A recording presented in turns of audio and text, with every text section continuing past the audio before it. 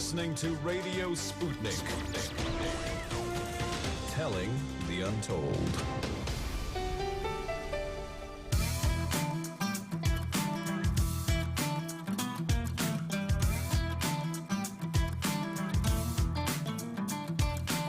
Welcome to Political Misfits on Radio Sputnik, where we bring you news, politics, and culture without the red and blue treatment. I am Bob Schlehuber. And I am your host, Jamarl Thomas. Let's get ready to go against the grain. So today, we have an awesome show today. We're discussing the results in South Carolina. Not sure if you heard about this, Bob, but Joe Biden dominated South Carolina. I didn't watch the debate last week. I turned off. I said, I'm not going to watch this stuff anymore. Just checked out all of it. No, That's right. No, I don't blame you. No, I don't blame you. South Carolina was brutal, but it was a great win for Joe Biden. He needed this win. I acknowledge that the polling had moved against Sanders, but I also didn't give up on Sanders, potentially pulling it out. Well, that wasn't reality. He wasn't able to beat the odds on that one. That said, we're also going to do a deep dive into effectively South Carolina. Who got rich, who dropped out, and what does this mean for the race going forward? But later in the show, we're going to discuss the peace deal between the United States and Taliban signed on Saturday. This deal will allow the U.S. to withdraw from Afghanistan, effectively put you in a mind of peace with honor for the Vietnam War, us pulling out. Unfortunately, the deal may be over with before it began, as there were certain provisions that are coming into contention, in addition to violence that rocked the region over the weekend. Last but not least, stay tuned for our Meet the Press segment or Miss the Press segment in the second hour, in addition to a larger conversation concerning the Democratic primary and what to expect going into Super Tuesday. That is, after all, tomorrow. But first, let's start here. Big news over the weekend. Big news over the weekend. Down goes Pete. Down goes Pete. Also, down goes Steyer. But the suddenness of Pete Buttigieg ending his campaign was a bit more surprising, especially since Buttigieg had come in pretty decent showing in many of the first few states. Now, I've noted that Buttigieg was not a real thing. I kept saying Buttigieg was not a real thing for months on end. Even when Buttigieg claimed that fake win in Iowa, I never quite believed Buttigieg was a real thing. I don't believe you can get 2% of the black vote and be considered a real thing in the Democratic primary. Think about what we're saying. African Americans and the amount of energy that they dump into the democratic process requires a candidate to be able to either split that vote or get that vote in whole. Also, Sanders was able to bring in a barn-burning $46.5 million in February, opening up ad buys and Super Tuesdays across the United States, and basically states for Super Tuesday across the United States. Despite Pete performing better than Warren in all of the states, Pete ended his campaign. Warren is continuing her campaign, saying she's staying in the nomination to try to win it at the convention. Now, this is in spite of losing 15 points in her own state of Massachusetts and losing that state by double digits. She's still staying in the race. Now, here's the catch. Of larger significance over the weekend, as I alluded to in the opening, was Joe Biden winning, dominating in South Carolina. Let's hear Biden. Just days ago, the press and the pundits had declared this candidacy dead. Now, thanks to all of you, the heart of the Democratic Party, we just won, and we've won big because of you. We won big because of you. Just for note, it was about 9 months ago I said his campaign was dead. It wasn't just days ago. For months now I've been saying it, but go on, Mr. Biden. He's over with and he's done. Go on. It's not just the last few days, my friend. So immediately, you already know what the media is going to do. They love a story. We're into monetized reality. Not necessarily what's real, but what you can sell as a narrative, what tale you can spin, what can you get the public to believe in or latch onto. Sanders loses the black vote. Sanders can't get people of color. Rachel Maddow going so far as to say it's an existential threat to Sanders' campaign that he can't get people of color. And of course, the ready-made, waiting in the wings, comeback kid Joe Biden. Let's hear the clip on Sanders and the black vote. Are there warning signs in the results we saw in South Carolina and perhaps what we'll see on Tuesday in terms of his support in the African-American community? Well, that's the biggest question for Bernie Sanders right now. He says he can build out this huge coalition, but he's getting trounced among the most loyal core supporters of the Democratic Party by Joe Biden. That's one of the things we're going to be watching on Tuesday night. How does he do with the African-American community across the board? George, thank you very much. So we have two monetized reality stories here. Comeback kid Joe Biden and the black vote. Let's deal with one at a time. Let's deal with the black vote first. Now, Tom Perez, back in 2016, went with this notion of castigating Sanders as the white candidate, thereby alienating African Americans and Hispanics from being around Sanders. They implemented this strategy. The mainstream media, for the most part, ran with it, even though the reality of it wasn't altogether there. And Sanders didn't necessarily do a great job in showing this to be a fallacy. But can you really run with that now, even after South Carolina? Can you really run with this notion? If you're a media organization and you're sitting down, looking people in the face, having the conversation, and you're coming away with the conclusion that South Carolina is indicative of the rest of the nation, I will say you are not doing your job well, or you're doing your job too well, meaning you're there to misinform and to somehow come up with a narrative. The real reality of it is Sanders, by Morning Consult, has taken the black vote 35% to 30%. The same thing was true in Reuters. Even NBC News poll showed that the difference between the two was maybe 2 or 3 points. My point is, despite South Carolina, you can't come away with the results of South Carolina and come to a conclusion that, well, there it is. South Carolina is the epitome of everything dealing with black people. And if Biden wins there, he's going to win everywhere with the black vote. But again, this is belied by the evidence of the national polling. It is true that these things are won in the states, but it is also true that each states have their peculiarities. And if you're looking at the national average, from the standpoint of younger African Americans, Sanders wins them in spades. In the standpoint of African Americans as a whole, from the standpoint of the nation, it wins them in spades. This did not stop, however, one talking head after the next talking head after the next talking head, dredging up this particular narrative in order to try to get the corpse to run. The other narrative is the comeback kid, Joe Biden. Now, this narrative makes all the sense in the world. Joe Biden ultimately used South Carolina as his firewall. He skipped Nevada, went straight to South Carolina with the notion that I am going to hold back the night. I am going to be the last antibody trying to stop Sanders and his people from taking the party. Now, it is true that Joe Biden was able to pull this off. It was true he was able to do this at magnificent margins, meaning Joe Biden took South Carolina almost in the same way Bernie Sanders took Nevada. This one, however, with the African-American vote, as opposed to using the Hispanic vote that Sanders used in Nevada. Now, here's the catch. It is true that Joe Biden won this. It is true Joe Biden won this in spades, but what does this mean going forward on Super Tuesday? Joe Biden has been hard up for cash. That's a given. In addition to being hard up for cash, many of the states for Super Tuesday, he didn't necessarily have the money to actually run ads in those states. Despite having like 40 billionaires backing him, Joe Biden was hard up for cash and was having a difficult time getting people to believe that he could hold back the night, that is Sanders. Meaning people had a hard time justifying the donation to Biden. Well, after South Carolina, that justification may be a little bit more strident. After all, Biden's theory of the case is I'm going to win in South Carolina, and then I'm going to go barn burner in Georgia and some of these other states. But the problem is, again, if you are out of cash, the fundamentals of your campaign are still weak. Meaning, yes, it was expected for you to win South Carolina. So how much of a bump you're going to get out of a state that you were expected to win, I'm uncertain. Also, the notion that Joe Biden has not necessarily been participating in the elections all throughout the states, meaning he hasn't had the money to compete in the various states, breeds the question of whether or not the bump that he's going to get out of South Carolina is going to be sufficient to carry him through a decent showing in Super Tuesday. It doesn't have to be a great showing, just a decent showing in Super Tuesday. Media wants to run with narratives. I have told you on my channel continuously that Pete wasn't a thing despite media trying to make him look like a thing. I've told you that Joe Biden was a very weak candidate, and just because somebody would say, yes, I think he's more electable, is a little bit different than, yes, I'm going to go out and stump and push for the guy. And we have South Carolina now all of a sudden where all of these narratives are trying to be reinvigorated. The truth of the matter is, Joe Biden, yes, he won black support in South Carolina. That is not necessarily indicative of the rest of the nation. I told you the black vote a lot has to do with who keeps the monsters at bay. And if it's believed that Joe Biden can do that, then he will win those votes. South Carolina also just so happens to be a bit more conservative than some of the other states. South Carolina is not indicative of the rest of the United States. That's my point.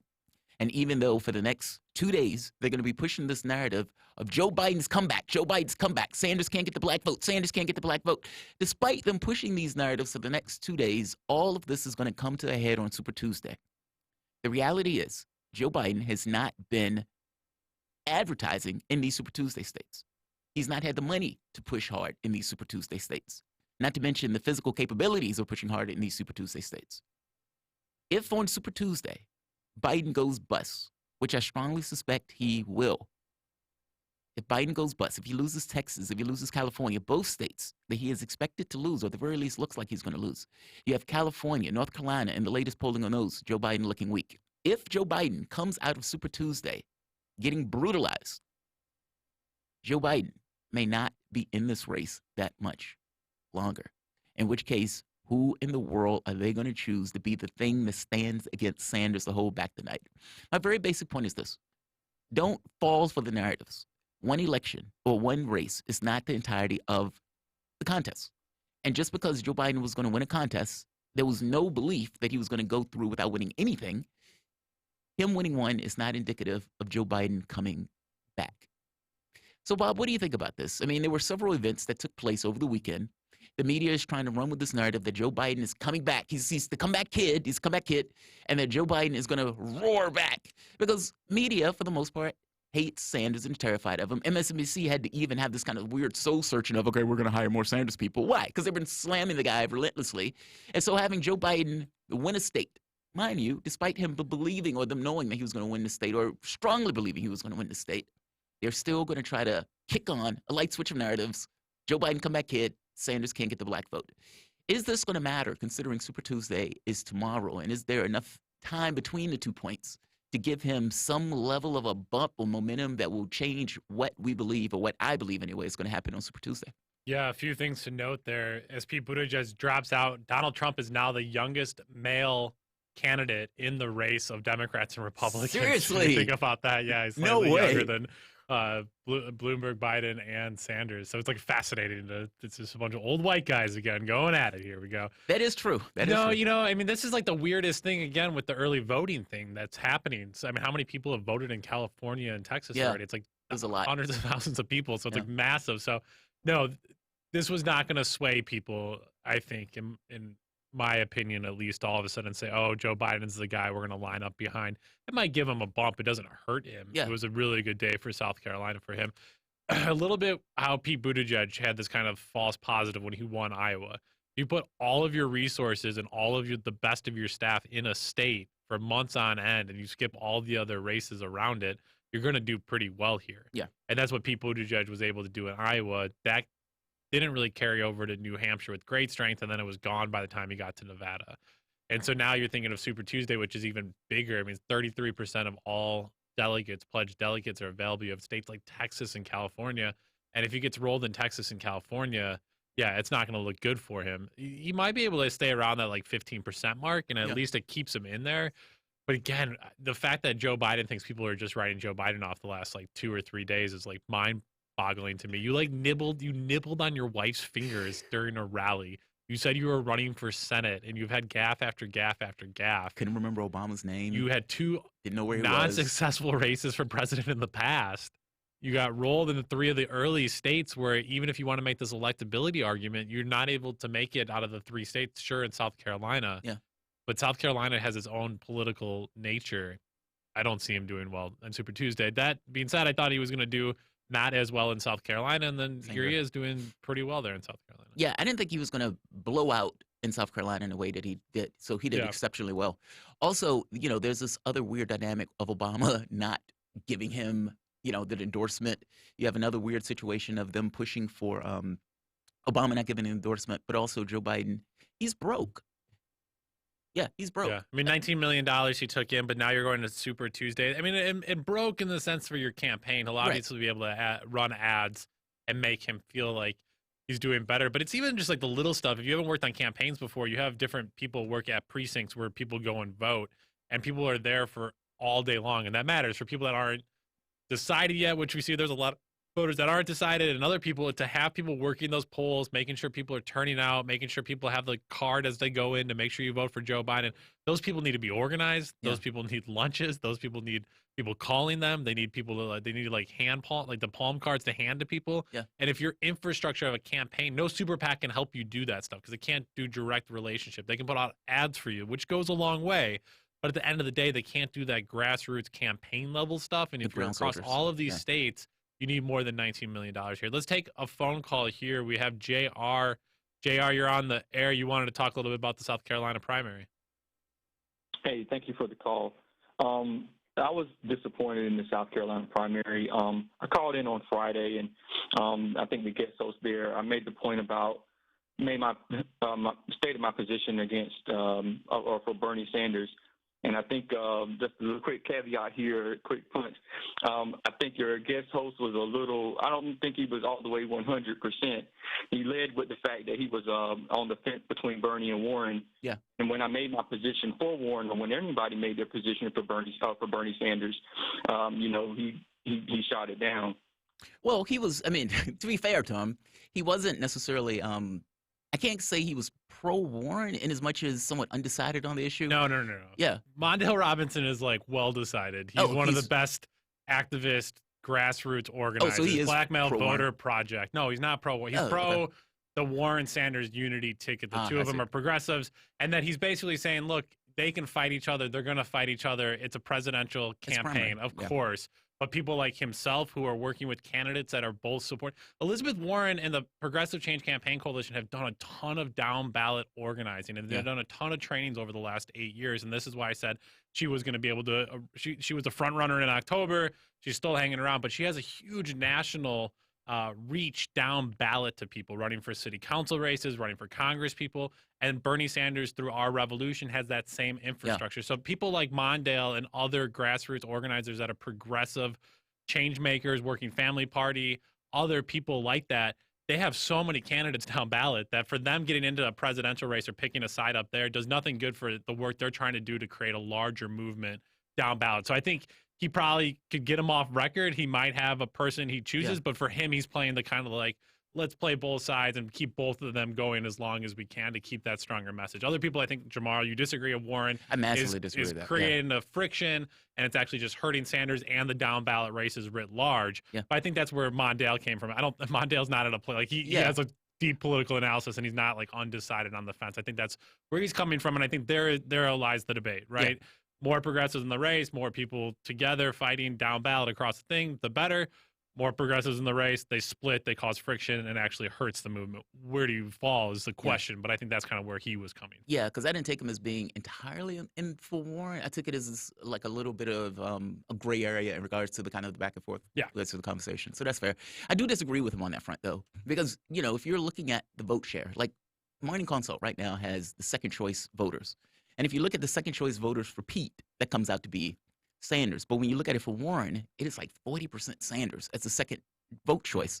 That number has grown, believe it or not. And it's grown. I was looking at analysis showing that the conservative members of Warren's constituency has gone to other candidates, which has increased the number of people who are for Sanders. So even though the amount of people for her campaign has gone down significantly so, still a larger percentage of them ends up being for Sanders. So I don't necessarily think it's a benefit to him if she's viciously attacking him and she has no path to win a nomination. Viciously, how dare she? Have you seen the recent videos after South Carolina? Vicious is a big word. Vicious was Mike Bloomberg using the communist label on Sanders. That felt vicious. Fair enough. She has been aggressive. JR, I'm curious where you think, if you're still on the air here, line with us here, tell us a little bit more about how you see that strategy working out. Does it hurt Sanders for Warren to be in, or does it continue to have at least a flank for the progressive movement across the board? Well, I think one of the things that's interesting, and this was one of the points that was made on Fault Lines with Garland and Nixon, is that, we now have a situation where, when Buttigieg dropped out, the first thing that came to my mind, as well as I think many others, is that there was some kind of deal that was made, and only time will tell in that.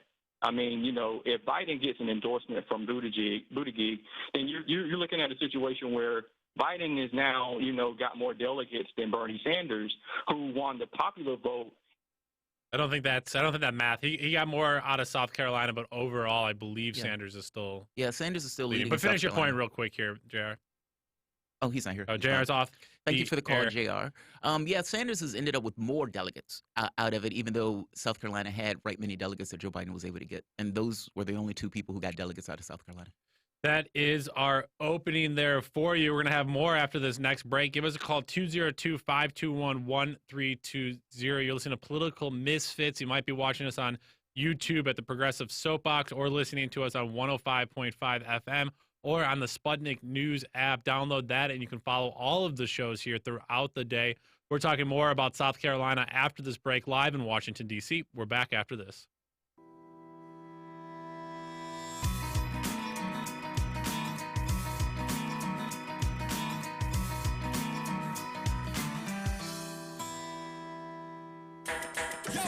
So, Sean, what do you want to talk about today? Well, Bob, that's easy. I want to talk about the need to stop the development of self-driving cars. Again, Sean, you're driving me nuts. I think the self-driving car thing's already out of the gate. No. It's never too late. See, now the leading experts in the field, I mean, just pick one, whichever one, leading experts have repeatedly warned us about the dangers of artificial intelligence. Look, I'm telling you, man, we have to stop the robots by any means necessary. I see what you did there. Yep. Tune into our show By Any Means Necessary daily from 2 to 4 p.m. Eastern Time on Radio Sputnik. And don't forget to call in at 3:20 p.m. to our studio number 202-521-1320. And if you miss us live, check us out on SputnikNews.com, Spreaker, iTunes, iHeartRadio, Spotify, or wherever you listen to podcasts to stay up to date on the latest political, social, and economic movements shaping the world around us.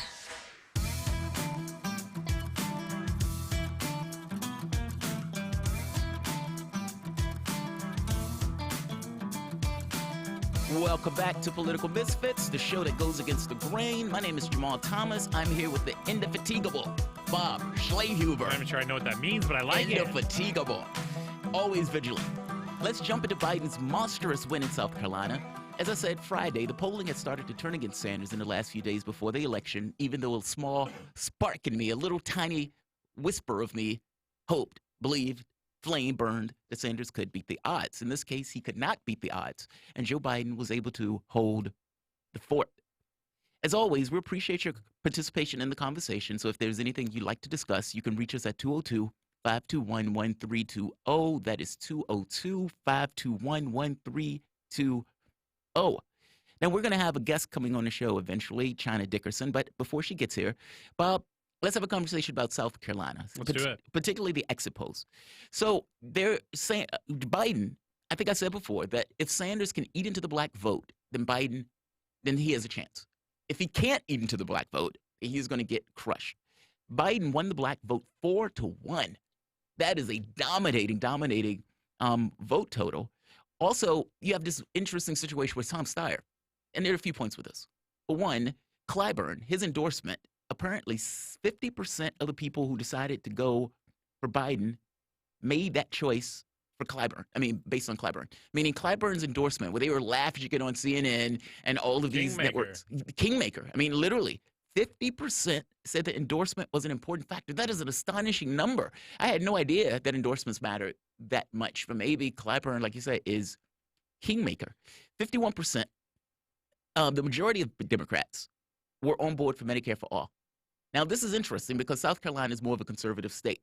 So on South Carolina, 50% supported it, 44% opposed it. That was different than in Iowa, New Hampshire, and Nevada. Among the participants, healthcare was the number one at 39%. Income inequality was 21%. Race relations, 18%, with climate at 14%.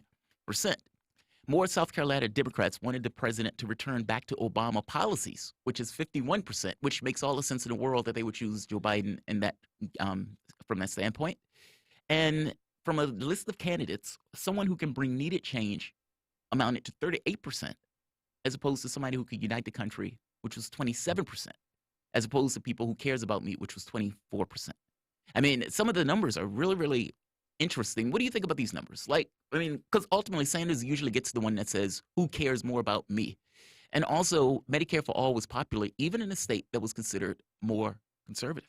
Yeah, and this is where people need to stop saying that Sanders is radical, right? Yeah. Because you're seeing in like conservative-leaning states that these people are for Medicare They for agree with all, the policies. and they agree with the policies. And I think that's on a lot of things when it comes to war issues, immigration issues, the environment, free universal college. I mean, these are issues that again are being presented to us as these radical left-wing ideas when a majority or a large plurality of people agree with them. Yeah, too bad for Joe Sanders that if it was just non-religious people, he would have got a bump there in the numbers.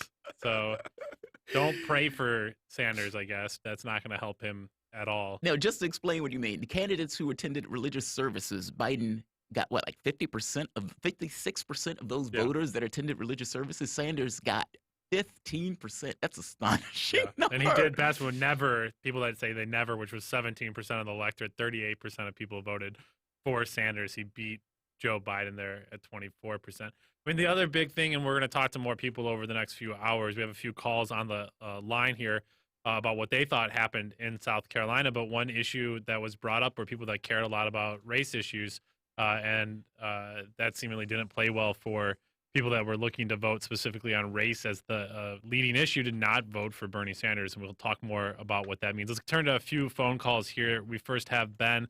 Ben, you're on the air with Political Misfits. What's on your mind? Hey, Bob. Nice haircut. Thank you. Thank you. See, Ben, you know, my coworkers, no one around here. I got our listeners. I appreciate all you. All right. Jamarl, you probably know me as Ben Riley. I occasionally donate to you on YouTube.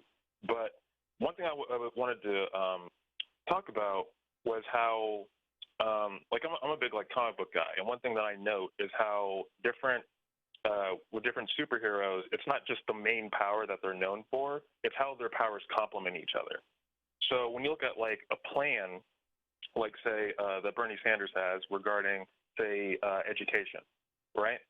Well, when he talks about a transaction tax and a speculative tax, what ends up happening is you then, and I think this is perhaps apt considering the current state of affairs in the stock market, you get a chance to be, you can predict certain things within the market that ordinarily you wouldn't have access to, because it is sort of like a form of legalized gambling that is not that's not regulated that well. If you look at what happened back in the crash with 2008, a lot of people knew, the insiders, they knew what was going on, but the public had no idea about what was going on. They're like, oh, this insurance plan, this house, this is going to be fine. What could possibly go wrong? Why would they lie to me? Well, when someone has a profit motive to do so, they almost inevitably will. A la Pete Buttigieg, and I'm actually glad he's out. He's kind of a sociopath. But that's the main point here is when you look at how that can help stabilize markets. A lot of what happens, regarding the stock market and how we make money is actually through things like speculation. And we look at the student loan crisis. One, it's a federal debt, so the average person can't declare bankruptcy on it, but that doesn't mean that the federal government also can't forgive it.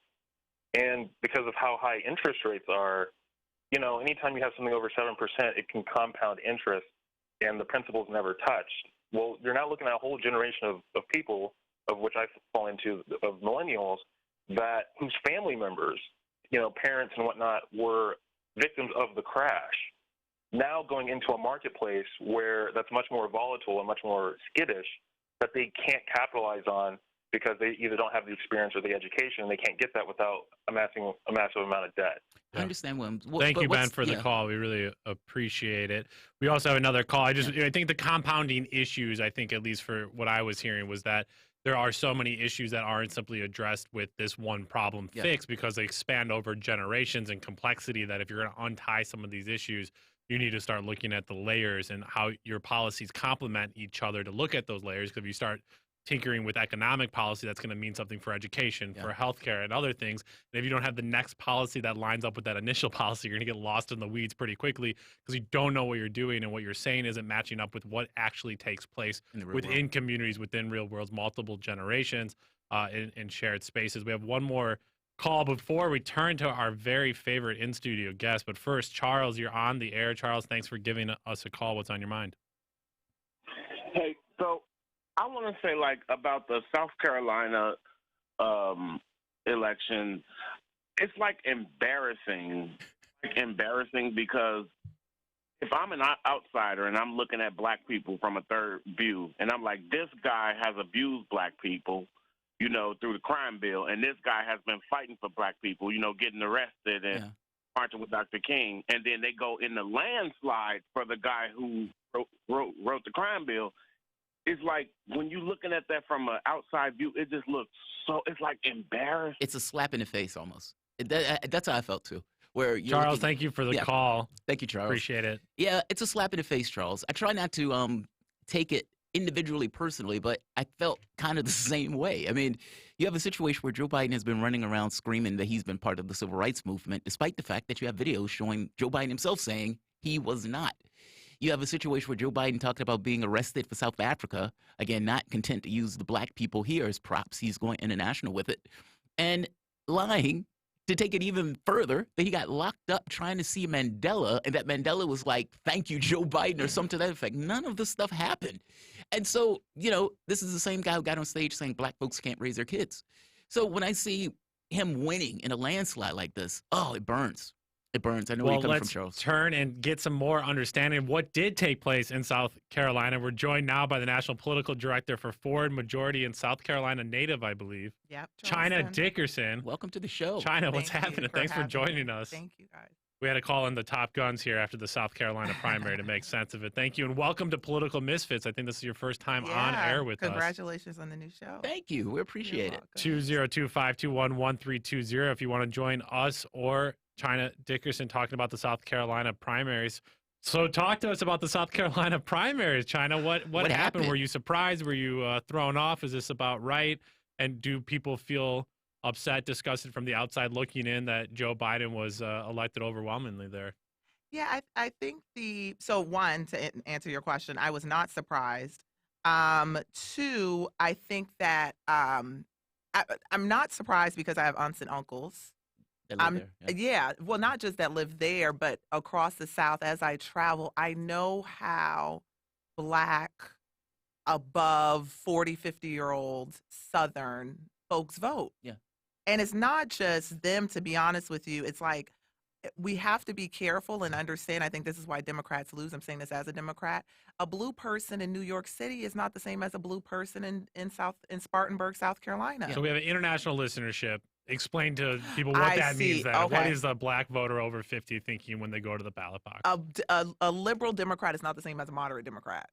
Okay. And the issues, I think that, for example, when you live in very blue New York City, right, you have access to certain things. Yeah. You can walk out your door and there's a corner store, whether it be a Whole Foods or a bodega. You still have access just walking out of your door. You are in a community that's super diverse. Yeah. Even if you live in this area in New York called Chelsea, right, which is a very affluent area, there's still white folks who make money there, black folks who make money there, brown folks who make money there. And so New York City just gives you a different perspective than living in South Carolina, where your nearest neighbor is like, well, someplace in South Carolina where your nearest neighbor might be a mile away. And the way you have conversation is to walk by and sit on their porch. Yeah.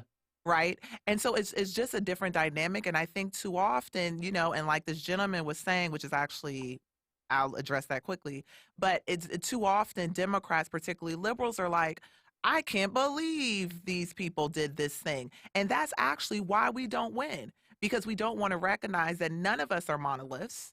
And because of our personal circumstances and understanding of how the world works and how the way the world works has impacted us, we are entitled, should be entitled, to vote the way that we vote and not be seen as dumb or slow or whatever, less black because of it. Specific to the crime bill, Joe Biden might have written a crime bill, but it passed because all of the people, including Bernie Sanders, voted for it. Yes.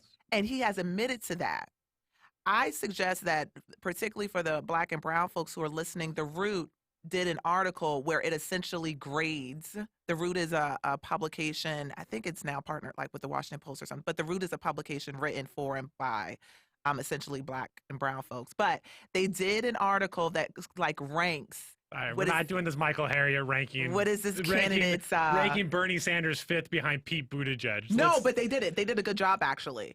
You're not telling me Pete Buttigieg is better for Black America than Bernie Sanders. No. I'm saying, but the Root was saying that because they had him at the If you're talking about Michael Harriot power rankings.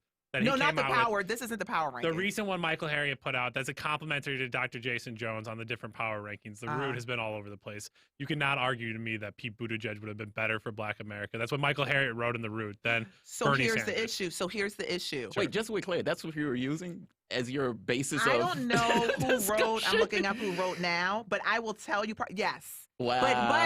But here's why what he wrote makes sense. What makes sense doesn't. For Sanders, I thought made more sense, but not the order in which he had. So here's the issue.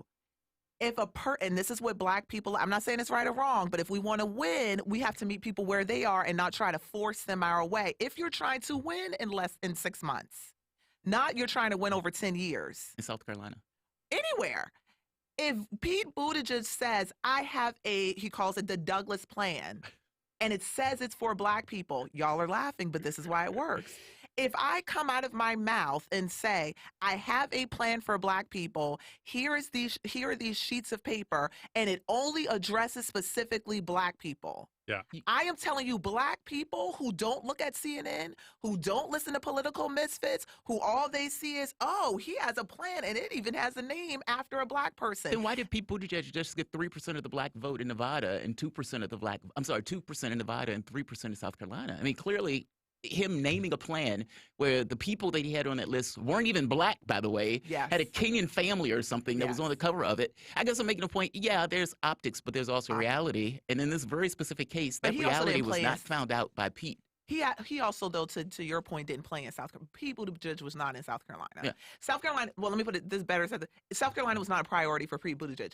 Right. All of the candidates knew that Biden was going to get South Carolina, which is why you saw a horrible turnout of them being there. They're stabbing. Everyone knew Biden was going to get South Carolina, so not waste time. I'm curious, going back to these exit polls, if you look at talking about Bernie Sanders, his struggle with race relations, how does Bernie Sanders bridge the gap between those he did the worst with on Saturday? Some of the groups he did worse with were those who attend religious services weekly, moderate or conservative voters, those who oppose single government health plan, yes, of course, top issue race relations, and ages 65 and older. So the three that I think stand out the most to me are people that attend religious services, the role of religion in South Carolina, and I would say the South, it's different across the country, race relations, ages 65 and older. He doesn't talk about those things. Yeah. Pete. That's true. Back to Buttigieg, who again didn't have infrastructure. Listen, I'm not a Buttigieg supporter. Sanders and Buttigieg were at the bottom for me. But I'm just saying optics matter. Sure. Buttigieg talked about himself being a Christian. Bernie Sanders does not talk about himself, whatever the He barely brings up religion. He doesn't talk about it. Well, it's also a Jewish candidate, so it gets a little dicey with that stuff. True. But people would rather, this is why Donald Trump won. People would rather you be who you are, and they know who you are, and you be proud of who you are, than to not talk about it at all. Because then I'm side-eyeing you like, well, even if you are Jewish and I don't like Jews, why don't you want to talk about the fact that you're Jewish? The thing is, though, I mean, I got to be honest. I'm not a big fan of people who hold their religion on their sleeves when they're running. You're not. But he's, I mean, it's not who he is. I mean, that's correct. So he's not going to win those people. Exactly. Right. No. I agree with you. He's not going to win. That's just not the way he does politics. No, he should stay. He should stay authentic. Yeah. But he doesn't talk about religion. He doesn't talk about race. They have brought up, and a matter of fact, I posted this to Twitter once. By the way, I agree with you on this. He doesn't talk about race. He doesn't. I posted this to Twitter shortly before or after South Carolina primary, and I said, it's one thing to talk about race today and be very specific than to talk about how you marched with Dr. King in the 1960s. Yeah. We have the pictures, Bernie. We know you did it. But then when the Washington Post asks you about economics and you say, well, you know, the white person and the Black person, one's white and one's Black, but they're both poor. You know, when you say things like that, you have now dismissed what race plays into the economics of that Black person different from that white person. And Black and brown people don't like that. So this whole class conversation, and everyone knows Bernie Sanders thing is class. People of color And women do not like that because you've totally dismissed that the reason that we are under is because of our race and because of our gender. I can agree with you on that. I mean, I've seen Sean King, is pushing for Sanders, and he comes out with a clip saying Joe Biden has been lying about the civil rights movement and everything else. And I kind of made the point to him, well, that's on Sanders to make that case, not for Biden to, He wouldn't. I mean, but he never would. Yeah. He never would. Like, and I agree with you. We were having conversations here on this notion of class versus race and the interplay between those two things. And I got to be honest, I'm leaning, I think, more towards the side of this notion of more acknowledgement of race in the context of class. Yes. Especially if you're running a race and you're trying to win that race. And it's not so much that he even needs to change policies, because policies will dramatically affect the person at people at the bottom. It's how you talk about it. No, his policies would be great It's for the most language. Black and brown people. But what you just said, it's language. To your point, Bob, or your question, even if your policies are the best on that stage of all of the candidates for Black and brown people, because you never say that, this is the criticism Obama got. Yeah. The things that he did they benefit Black folks? Of course. But Black folks get upset at him because they're like, but you didn't say that. Yeah. You didn't have a Black people plan. And so, Bob, that's why he has to start to, and not just get his surrogates. People want to hear from him that he's prioritizing or understands intersectionality. I agree. I mean, Nina Turner, there was a time where Nina Turner wrote that speech saying Joe Biden, betrayed Blacks or something to that effect. And when campaign stage, he gets the opportunity to say something about it. She asked him the question directly, and he's like, back in the old days, Joe Biden, blah, blah, blah. I don't know what's wrong with him on this issue. You've said as much one day where you were like, he never talks about race. It was like, well, he walked with King. Yeah, he never says that, though. Yeah. Like, I don't know if he's dodgy with this. I don't know if he's just uncomfortable with this. I think he's uncomfortable with it. Which for me is a problem. And we've seen other progressive, liberal-minded folks in our own city of Washington, D.C., white elected council members who get real angsty and nervous around Black people. And it's fascinating to see. That's just, if you're just not comfortable with it, there's a lack of curiosity at some point that just says, hey, what's going on here? Tell me more about this. We have a quick call we want to get to here. Jeff, thank you for patiently waiting. What's on your mind today? Hey, thanks for taking my call. I love the analysis you guys are doing, by the way, and I came here because I follow Jamarl. Jamarl, thank you for your analysis. It's great. Oh, thanks for joining us. Chris in Silbronx. My question is more of a long-term question about the primary itself, the Democratic primary. Do you see it moving in the direction where the moderate wing of the Democratic Party is consolidating itself so that a single candidate can start to get more momentum, more numbers over Bernie Sanders, whereas now they're kind of split up among, Biden, previously before today, Buttigieg, et cetera. And any other thoughts analysis you might have on that? Cool, Jeff. That's a really great question. Thank you so much, What do China. you think? Because Buttigieg has just gotten out. Tom Steyer has just gotten out. And then Buttigieg, Bloomberg's coming in. Yeah, Bloomberg's coming in. Tap me in, tap me in. I think. And Buttigieg has even said, I'm getting out. I don't want to be the reason that Sanders gets an insurmountable lead. That's right. So it seems like, maybe they're thinking in this notion of we needed one super candidate to be able to eat into the delegate total. So I think that would be too much like right. No, they're not going to consolidate. Because the moderates in this race that are currently viable are Biden and Bloomberg. Yeah. Bloomberg ain't in no way dropping out of this race for the better of the people. He's not. Yeah. He's not. I think, and to be fair on the other side, Bernie would never, if let's say Elizabeth Warren happens to start doing extremely well, Bernie's not dropping out. No, he's not going to drop out. Ego, I don't care what side they're on. White man ego is white man ego. But you don't think that's blacks also? I mean, that's not a person thing for ego. No, because all of the people, the gay dropped out, the black dropped out, the brown dropped out. All of the people in marginalized communities were like, we're not going to stay in. But they didn't drop out because of we're going to consolidate. Blacks They had ran the out of money. opportunity to choose for their candidate. ran out of Hispanics money. had the opportunity. You're 100% correct. That's not the reason they dropped out. I'm just saying they don't have a similar ego. Like their ego is not so inflated that they listen. But how's Elizabeth Warren's ego not being called into question? No chance even with a state. If Elizabeth Warren starts doing well again, that's not how elections work. Elizabeth Warren will drop out after Super Tuesday if she doesn't pull the numbers. Bloomberg and what are those will numbers, not. real quick? Yeah, I'm curious. Like if she doesn't get second or third In So she's Massachusetts? in total from Super Tuesday states. So at the end of the day, all 33%, she needs at least a second place. Yeah, finish she will drop and that's out. not going to happen. Bloomberg and Biden and Bernie, and they will not drop out. Tell us a little bit more. I'm just curious because you're somebody that's worked within the nuts and bolts of it. The fundraising numbers are out today.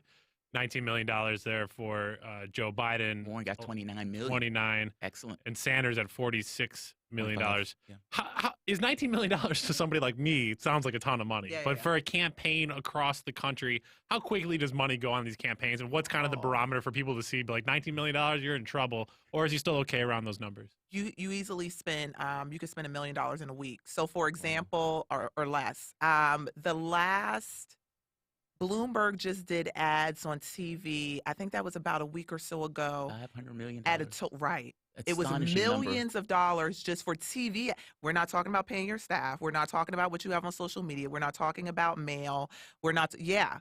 And so you could go through $19 million in 2 weeks. Yeah, especially with Super Tuesday, since you have all of these Especially with states Super that you have to Tuesday. play at once. And you have to be on a plane between each of these states essentially within 2 days. Yeah.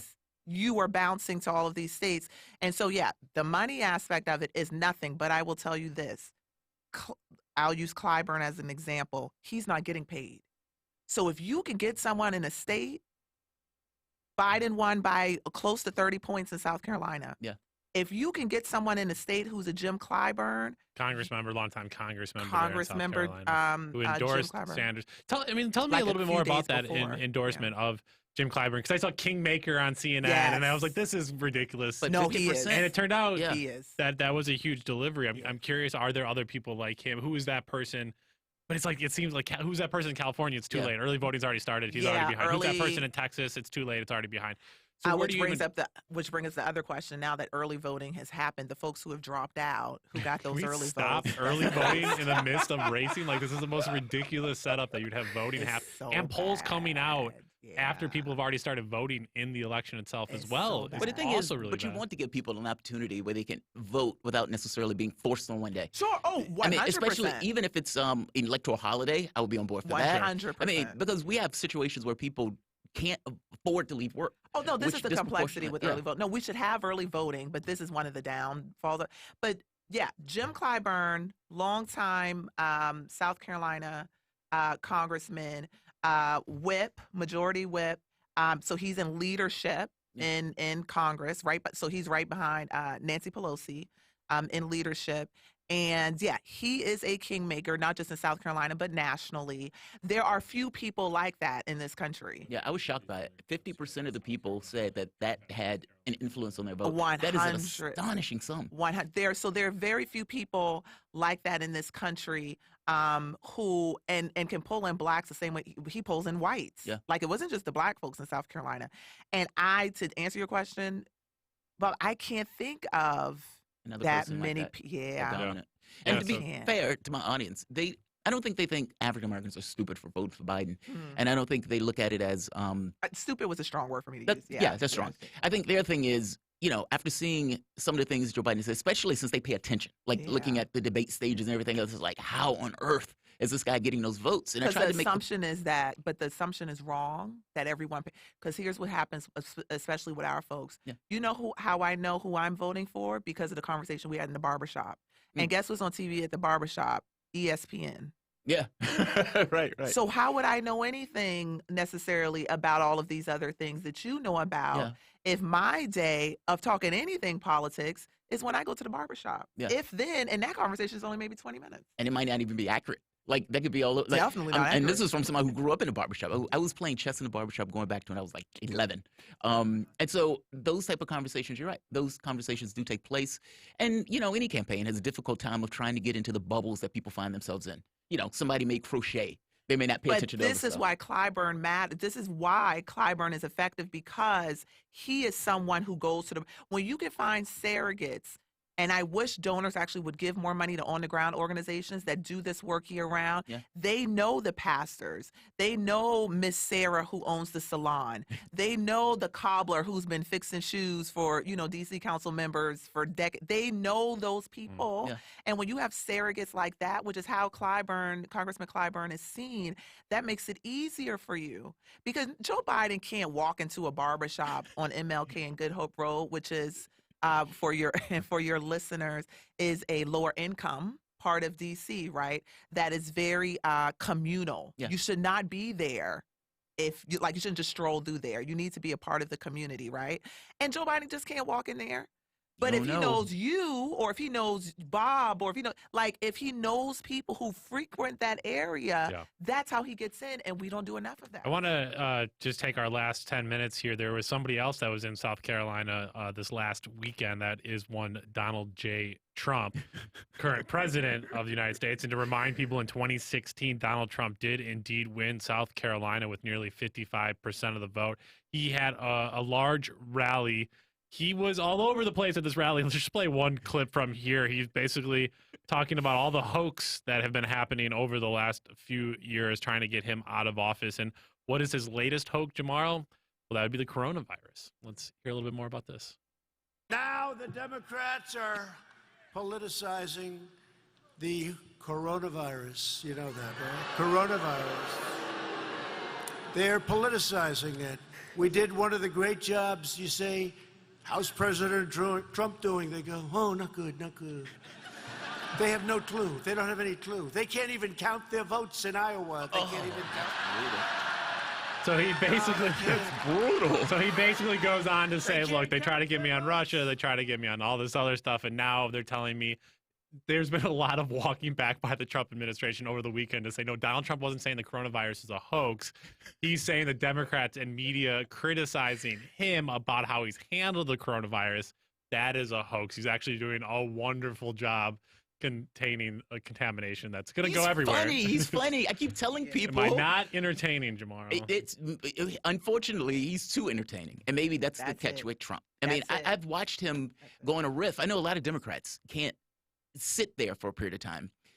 But if you can't get to your television remote or something and it comes on and you're being lazy, then you can sit there for a while. The man is I love the tweets. It's hilarious. Yeah. I mean, and he gets up there on a riff. Like when he was going after Biden and Hunter Biden, he was like, "Where's Hunter T-shirt?" I mean, he's going for like 10 minutes, dialing in, and the audience is cheering. They're engaged. He's a showman.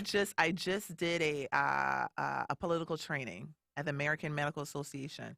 One of my slides about how you can be successful with media, there's a clip from Now This where they asked all of the candidates their favorite curse word. All of the white men said the word, right? Right. Everybody else, well, I probably shouldn't say that word. Everyone knows that Now This is a less serious, unless they're being super serious, outlet, right? And this is the thing with Donald Trump. He's so relatable. Yeah. Donald Trump is more fun than Senator Harris. Yeah. I mean, especially, and it shouldn't matter, but that's what people are checking for. And when you tell people that whatever you say about the coronavirus, because the people are freaking out about it, right? They're going to believe you because, again, back to the barbershop example, that's who I hear. Yeah. And I already think the Democrats are setting everything up for failure, right? So then you bring this thing up about the coronavirus, and there you go. And it's politicizing the coronavirus. Trump, that's, I agree with you, but it does matter big time. I mean, do you remember the debate between Kennedy and Nixon? And the people who listened to the debate on the radio thought Nixon had won. The people who saw it thought Kennedy won because Nixon was sweating. Yeah. It's like all of those physicality things come into play when you're looking at a debate and you're looking at people making their arguments. I got to be honest. I'm not entirely sure what Trump is doing on this front. I mean, whether it's just optics or not. He wants to. So normally, going back to how you're using history, we normally don't elect a new president during wartime. Yes, that's the other part. And I think what he's doing is what he initially did at that press conference, which was also hilarious because the CDC lady gets up and it's like, you all need to be aware. And then Trump gets up right behind her and is like, oh, it's fine, as she's standing there. But I think what he is doing now, at first his strategy was to not make it seem like it wasn't a big deal. Yeah. And now that everyone is feeling like it's a big deal, he's putting it on the Democrats. Like, The Democrats are doing it. They're trying to politicize the situation. When he's politicizing the situation, is saying that they're trying to politicize the situation. So he has now decided to adopt, in a way, what the Democrats have been doing, right? Yeah. Because I do unfortunately think that the Democrats have not been doing this well. Yeah. You mean attacking him on the coronavirus? Yeah, they should not be attacking him on the coronavirus. You don't think so? I mean, if it doesn't look like he's doing, and look, I'm not pro-Democrat, I tend to be against the party, but if you believe that Trump is not doing due diligence and ensuring, I mean, they were talking like 3/4 or 50% of the population coming down with the virus. There are certain things that the CDC and health departments can do without Trump. I see. And so to make it seem like unless Trump declares a national emergency, which he should do, but to make it seem like because Trump doesn't declare a national emergency, then all of the people are going to die is also not fair. Like, we shouldn't put all of that on him. Yeah. Because that's just not the way our system is set up. So he has decided to then take it back from them, their rhetoric, and say, they're blaming me for all of the things as if, like, I'm the CDC. How do you think the political parties are going to deal with something like the coronavirus, especially if it gets more pronounced? Like, because if we're talking, I mean, they're talking, what, if I'm not mistaken, like 3/4 or 50% of the public being coming down with the virus, and we're talking about a rate of people being killed in the millions. Yeah, Like, no, under the worst of people, it's like 6 million. Yeah, people it's all of a sudden. insane. No, I think, listen, I think that they'll continue to, and I'm interested in doing some more like historical research on this, like what happened, like in Europe with like the different plagues and things like that. Yeah. What was going on politically? I do think that they will, unfortunately, both sides will continue to politicize it, when I really just think that we need to keep it a health issue. It's the same thing with vaccinations, right? Like, we somehow have politicized whether you should vaccinate your kids or not. And it's like, listen to the doctor. What did the doctor say? Jay, thank you for calling in and patiently waiting. We were talking about the coronavirus and the political response to it, but we've also been talking about the primary election there on Saturday there in South Carolina. What's on your mind today? Hey, Bob. Hey, Jamarl. Hey, what's going on? Hey. So I just had two quick things. First of all, I agree. Like, I don't understand what's going on with South Carolina and Biden, except like I kind of do, though, because you made the point, what he said on the debate stage about, black folks can't raise their kids. On how to raise their kids. Yeah. The thing is, though, there's a lot of older black people who would agree with him on that. Yeah. Who would just be like, well, these young black people don't know how to raise their kids. I got a few of them in my own family who think that way. So I kind of think that Biden was kind of playing to that voter block. Remember what Bill Cosby said, caller, about the pulling up your pants? Yeah. Like, that is how older black folks feel. Yeah. You're right. Go ahead, caller. I'm sorry. Yeah. And so, like, I think he was kind of playing to that whenever he said that on the debate stage. But I just, whenever I thought that was just, like, crazy what he said on that stage. But also, I agree with what you all were talking about with Bernie as well, about how he doesn't talk about race enough. The only thing is, though, I don't think that it's just the rhetoric that needs to change. I think it is also policies that need to be put out as well. Like, I'm a lefty. I do believe in, universal policies and Medicare for all of that. And all of that it's going to affect everyone. And so, yeah, black people will benefit. But the problem is that we have a disparity right now. And so you giving away stuff to everyone, that's not going to change the disparity, because the disparity will still be there, because that was put in place during, like, targeted stuff. So I feel like it's going to take targeted I know that it's going to take targeted policies in order to fix that. And Bernie has to get better at putting out those type of policy positions. That's great stuff, Jay. Really appreciate your call. You received a round of applause there from China Dickerson, who's been joining us. We got 30 seconds left here, China. So quickly, this is and this is a whole different conversation that's for later. But Jay, this is I had talked to Bob previously about, like, socialism, right? And I had the similar conversation, because I'll concede I'm not well versed in it. But that was my question. So when you put everybody in the same place, or when you have these general policies, doesn't that still mean that this is the difference between equality and equity or justice, right? So if you lift everyone up, But if I started lower, seems like you would have to lift me up even more, right? And I think that's what folks don't understand about when you create policies and you say, oh, this is going to help everyone, but it's not, because we didn't all start in the same place. Yeah, and the same on the stop and frisk and policing issues. That's another big generational divide that people can talk more about with us here as we head to our second hour. That was China Dickerson, who's the National Political Director of Forward. Majority China, thank you for joining us. We'll be back with another hour here on Political Misfits live in Washington, D.C. on Radio Sputnik. We're back after this.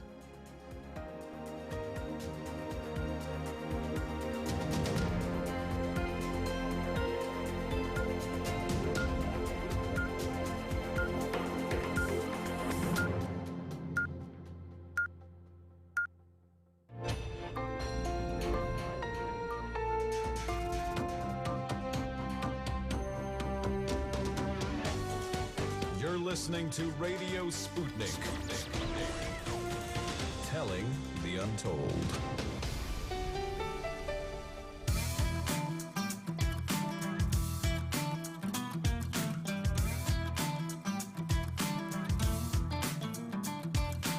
Welcome back to Political Misfits on Radio Sputnik, where we bring you news, politics, and culture without the red and blue treatment. I'm Bob Schlehuber here with Jamarl Thomas.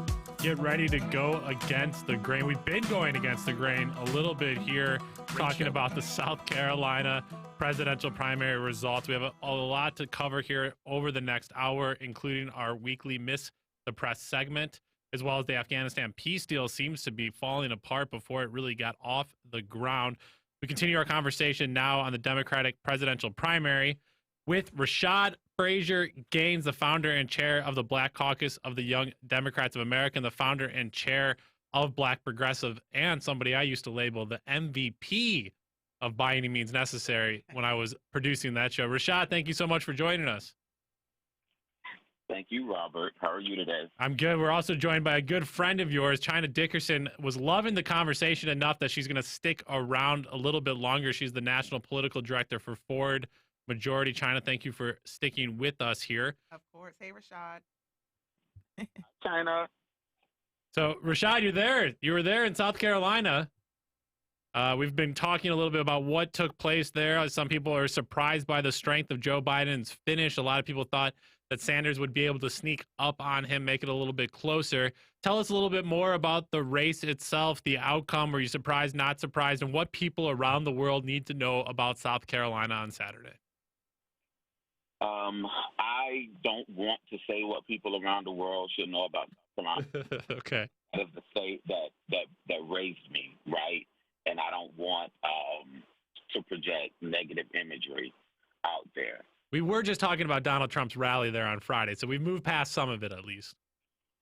So, like, South Carolina this election is no different. South Carolina does a great enough job of putting bad imagery out there about itself, so I don't have to add to that. But what I can say about Saturday night's election is I am literally flabbergasted by what happened. I am utterly confused and embarrassed and ashamed on so many levels, right? What? And so, yeah, I am. I was so not surprised. And what surprised you? What's disgusting you here? I'm gonna give it to you. I'm gonna give it 2 minutes. I'm gonna get it out. All right, let's get there. If I'm speaking to a voter that says they only care about Black issues, there's only one candidate that they should support, right? And that's Elizabeth Warren. Because the curveball there. That's not where I was going. Okay. I'm not finished. Elizabeth Warren has gone out of her way to lead a campaign that is inclusive and deliberately, intentionally diverse and inclusive from the core, okay? So if you only care about Black issues and Black people succeeding and doing better, Elizabeth Warren is your person. If you care about everyone getting ahead and all of us succeeding and moving forward, then Bernie Sanders is your guy. The reality is, and I love Senator Warren, but it would be hard for her to beat Donald Trump. Yeah. So if you want everyone to do well and you're not You know, like you can love your group of people, but if you want all of us to succeed together, then Bernie Sanders is your guy. Now, if you want someone who tried to level the playing field of this political game, then Tom Steyer is your guy. Tom Steyer single-handedly spent more money. I'm willing, and I hope a fact check is out there. Praise God. I'm willing to bet that Tom Steyer spent more money investing in black organizations and black consulting firms and black vendors this cycle than in the history of presidential cycles. I have a quick question though, Rashad. I agree with everything you just said. If you want this thing, then you should vote for this person. And I think that was very well, the way you put it was very well said.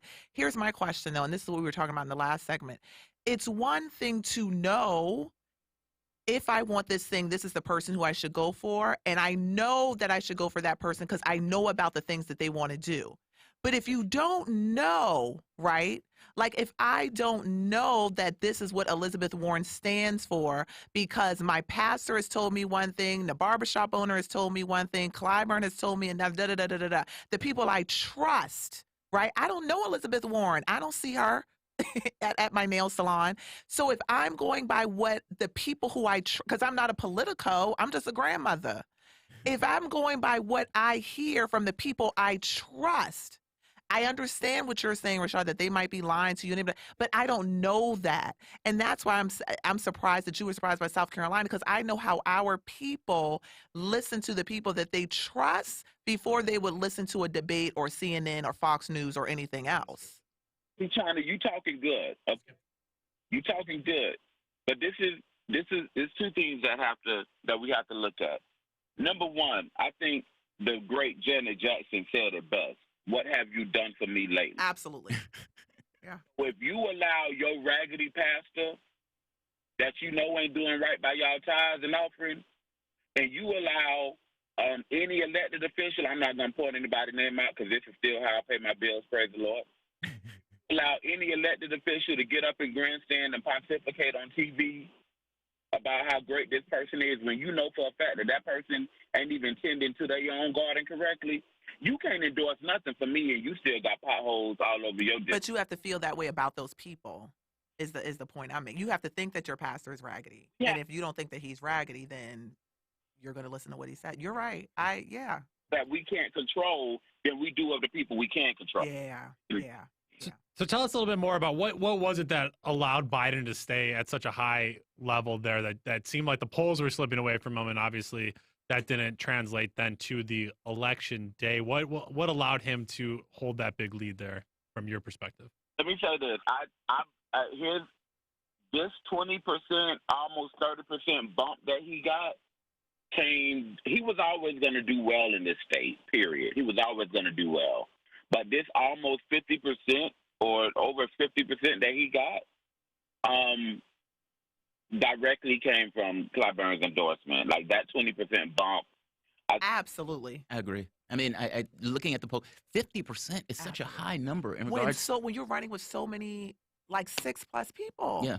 But how much was it Clyburn? If Clyburn would have endorsed Sanders or Warren or somebody not, he wouldn't. Was there something that was a confirmation that for black voters they said, maybe Biden, and then Clyburn does that? If Clyburn would have just picked anybody out of the field, would people have gone with it, or is it because it was specifically the Biden and gave people? It was that combination. What do you think, Richard? I think it was that Biden would have never endorsed ever you mean a Clyburn? Bernie Sanders or Elizabeth Warren. Clyburn. Yeah, Clyburn. Sorry. Yeah. So I agree with China. It was a combination of that, but I also think that to what China is saying is true. And when you don't know and when you are confused, I can't tell you how many people said to me, Rashad, I really liked your candidate, but Clyburn said. That's right. Yeah. And the wild part about the endorsement thing also, oftentimes people don't entirely pay attention to politics. No. And I know as an African-American growing up, I argue all the time that the black vote is who keeps the monsters at bay. Yeah. Meaning, we didn't used to know who these politicians were. You just walk in, you voted Democrat, and you walk out. And so the primary creates a wedge in that particular point. But oftentimes, the people who I used to know either in the barbershop, either family, didn't pay attention to politics. Yeah. And so their particular person, I mean, yes, some going for Kamala Harris was like, oh, yeah, she's a great person. He's like, you know, her prosecutorial record wasn't that great. And it was like, oh, I didn't know that. Yeah. Or even with Biden, my aunt, my great aunt, she was like, Joe Biden is the only person who can save us from Trump. And it's like, why do you believe that again? But she hasn't been paying attention to that stuff. You know what's important, though, I want people to understand, though, and this is something that we need to talk about after the election. None of these people are to blame. The Democrats, us, the people who know better, we are to blame because we don't talk to these people in South Carolina who voted until Clyburn didn't endorse until 3 days. That's right. So none of us in the establishment or politicos or whatever the heck you want to call us talk to black and brown people and low-income people and whoever until we need their vote, and then we're shocked when they don't do what we want them to do. I'll also say the number of people that endorsed Elizabeth Warren on Friday night was like the most shocking thing to me. It's like, what are you doing the day before you know she's not going to do well in South Carolina, heading into Super Tuesday where she's not going to do well, and you don't do it in October when she was surging in first place. What are you doing? But Rashad, get back in there before we get to our callers. I see you there, Aaron, John, and Tyrese. We'll get to you right after this comment from Rashad Frazier Gaines. So this is the thing. Some of us are talking to those people, right? Yeah.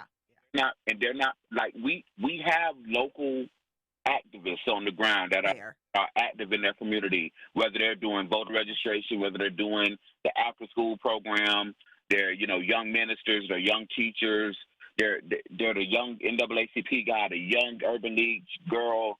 They're active, they're doing things, and nobody pays them any attention because who is this person that we've homegrown and raised, right? In comparison to a U.S. senator or congressman or the mayor of a big city that I can't afford to ever go to, right?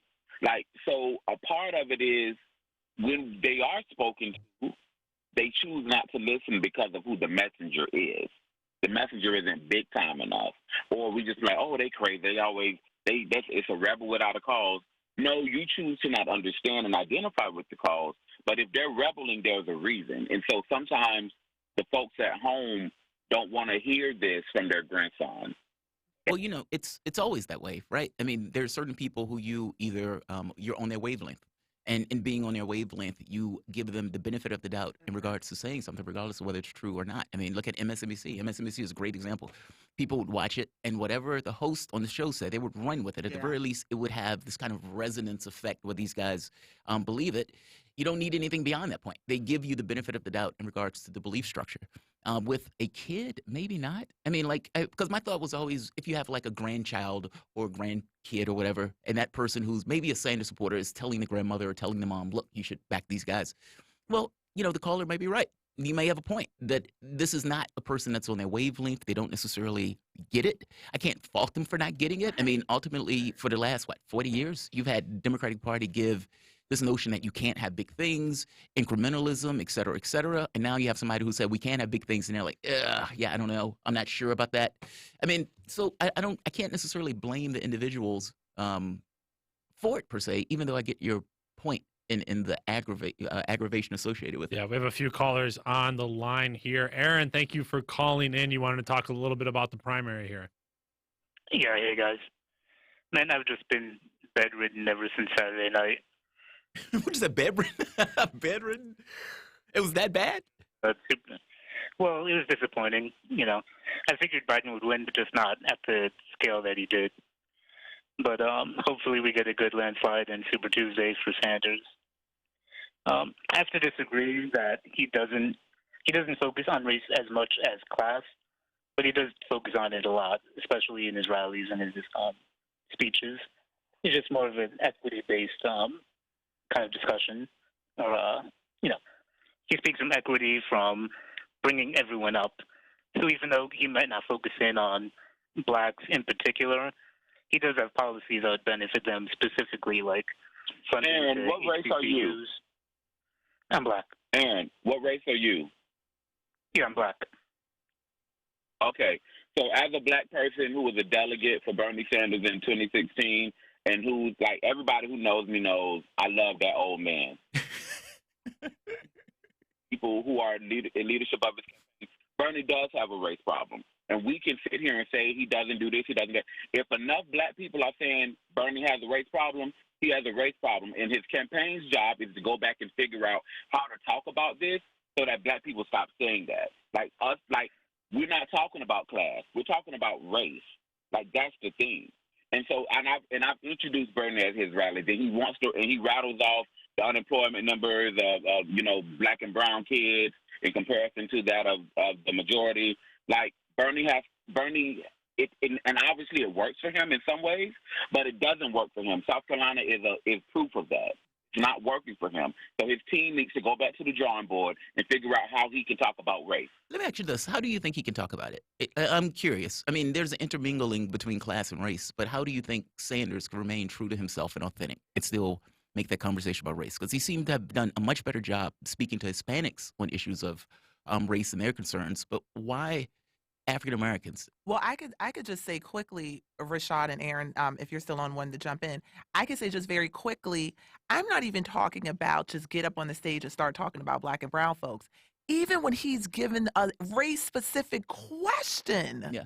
Like when he did his interview, and I always forget who it was, whether the Washington Post or the New York Times, that then posted to Twitter the different clips.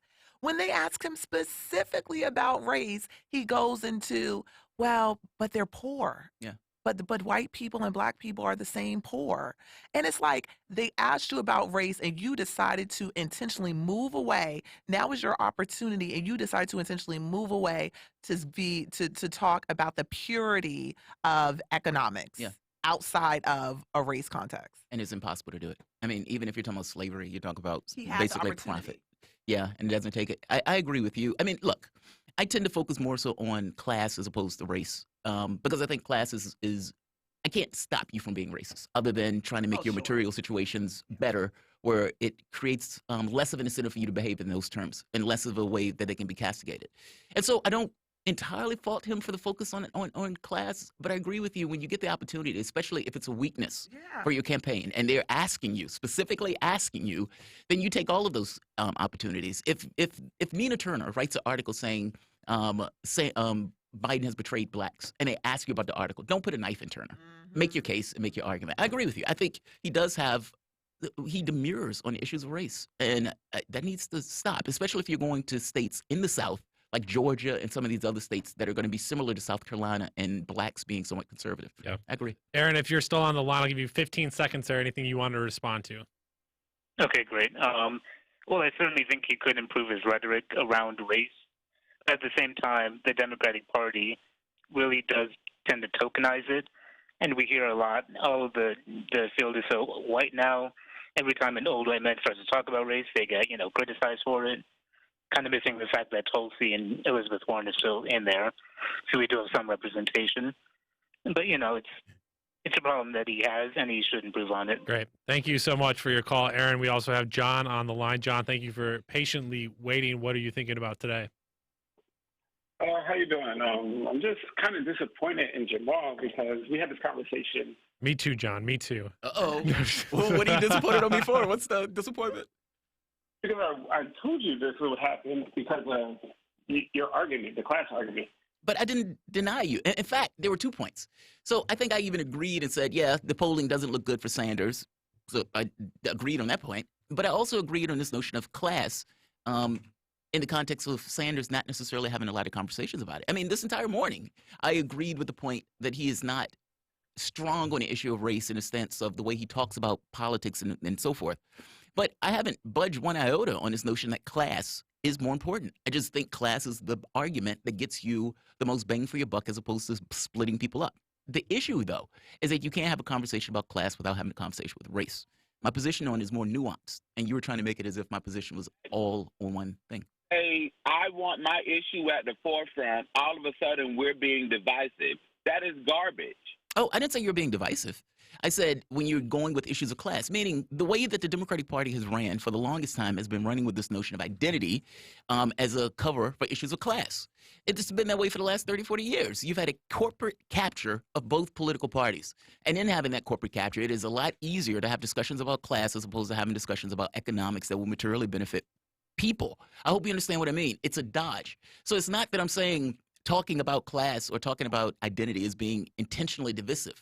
I'm just making the point that splitting people up as opposed to a class argument that brings the 99% of the public in, I would get more bang for your buck with class. That's all. It's not ignoring the other one. It's just noting that, in regards to what I think is priority, I think class is more important. History, I see very, very few national campaigns where people have talked about race like they do now. Yeah, that's true. This is Rashad Frazier Gaines now, just keeping track of talkers. Go ahead, Rashad. What I'm saying is, like, I don't know what campaigns Jamarl is speaking. John's on the line there. Jamarl. What do you mean? Jamarl, you're talking about Yeah. Jamarl. Oh, you don't know which campaigns I'm speaking to? What do you mean? No, so you're saying like what campaigns historically are you looking at where this has been thing? Only recently has race been at the forefront of elections. What are you talking about? The Democratic Party for the last 40 years, blacks almost unanimously, up to the tune of like 90% went into the Democratic Party. When Democrats talk, they often talk about this notion of blacks, Hispanics, gays, etc. They talk in this kind of language of identity. This is not new. So they do the opposite of dog whistling that the Republican Party does? Well, the Republican Party does dog whistle. But, I mean, I guess my point is both parties deal with this issue of race. They just deal with it in different ways. Obama, to be fair, tried to eschew the issue of race and focus more so on this notion of, I'm a president just so happens to be black. I mean, that was just the way he ran. And that would be infuriating to a lot of us, especially the case where the cop pulls the guy, I think it was Lewis Harris, on his door. I mean, or the guy is at his own door, and the cops, Gates. Astonishing. And then Obama's like, let's have a beer summit. And it's like, no, you don't have a beer summit. You were right the first time around in the way that you went about the issue. It's campaigns, especially going back from the standpoint of the Democratic Party. The Republican Party, yes, they dog whistle in regards to certain racist tropes and whatnot. Calling dude an ape in Florida was exactly one of them. But come on, let's be honest. The Democratic Party was getting 90% of the black vote on a random day. Hillary Clinton pretending to drink hot sauce. Bill Clinton was called the first black president. I mean, this is not something that's new within the context of the Democratic Party. At least I don't think it is. I mean, am I wrong? I think the point is, though, Rashad is making is that it has never been talked. So it's one thing for the community to be talking about it, right? President Obama was already elected when he had this beer. When this Henry Louis Gates situation happened, the hot sauce thing. Hillary, to Rashad's point, Hillary never explicitly, right, talked about race. Or explicitly talked about black people in the way that we see. Tom Steyer got up on the debate stage and was like, stop everything. We need to talk about black people. And I'm like, whoa, what reparations? Yeah. We have never in the history of this country had that type of conversation. You are correct that black and brown people support or are in the Democratic Party overwhelmingly. But I think the point is, when have candidates specifically talked about race?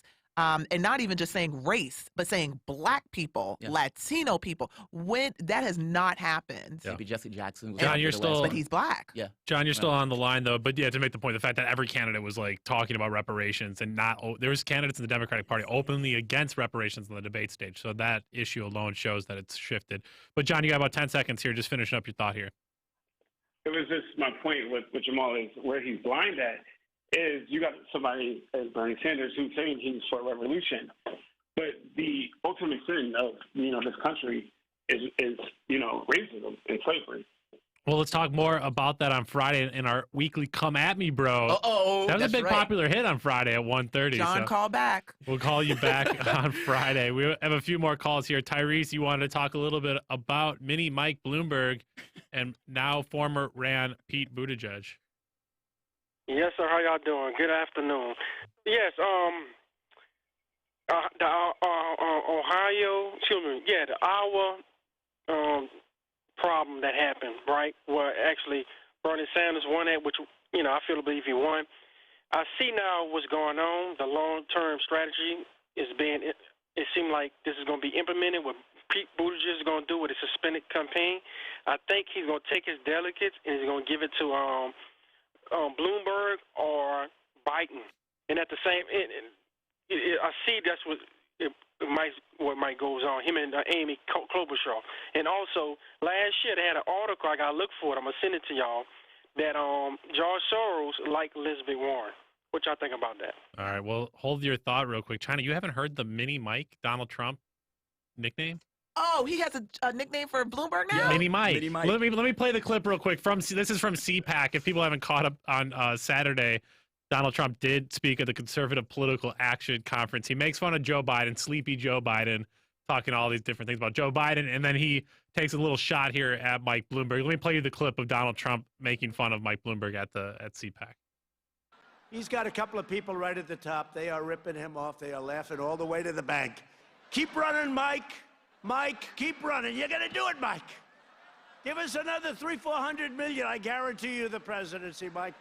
Now he's looking, I promised you $500 million, and I'm down at 10%. What the hell are you doing to me? Why did you make me do this, he says. No, but I know some of his people. They are ripping him off like you never believe. That's hilarious. So I said, should we put Mini Mike in there? I don't see it, right?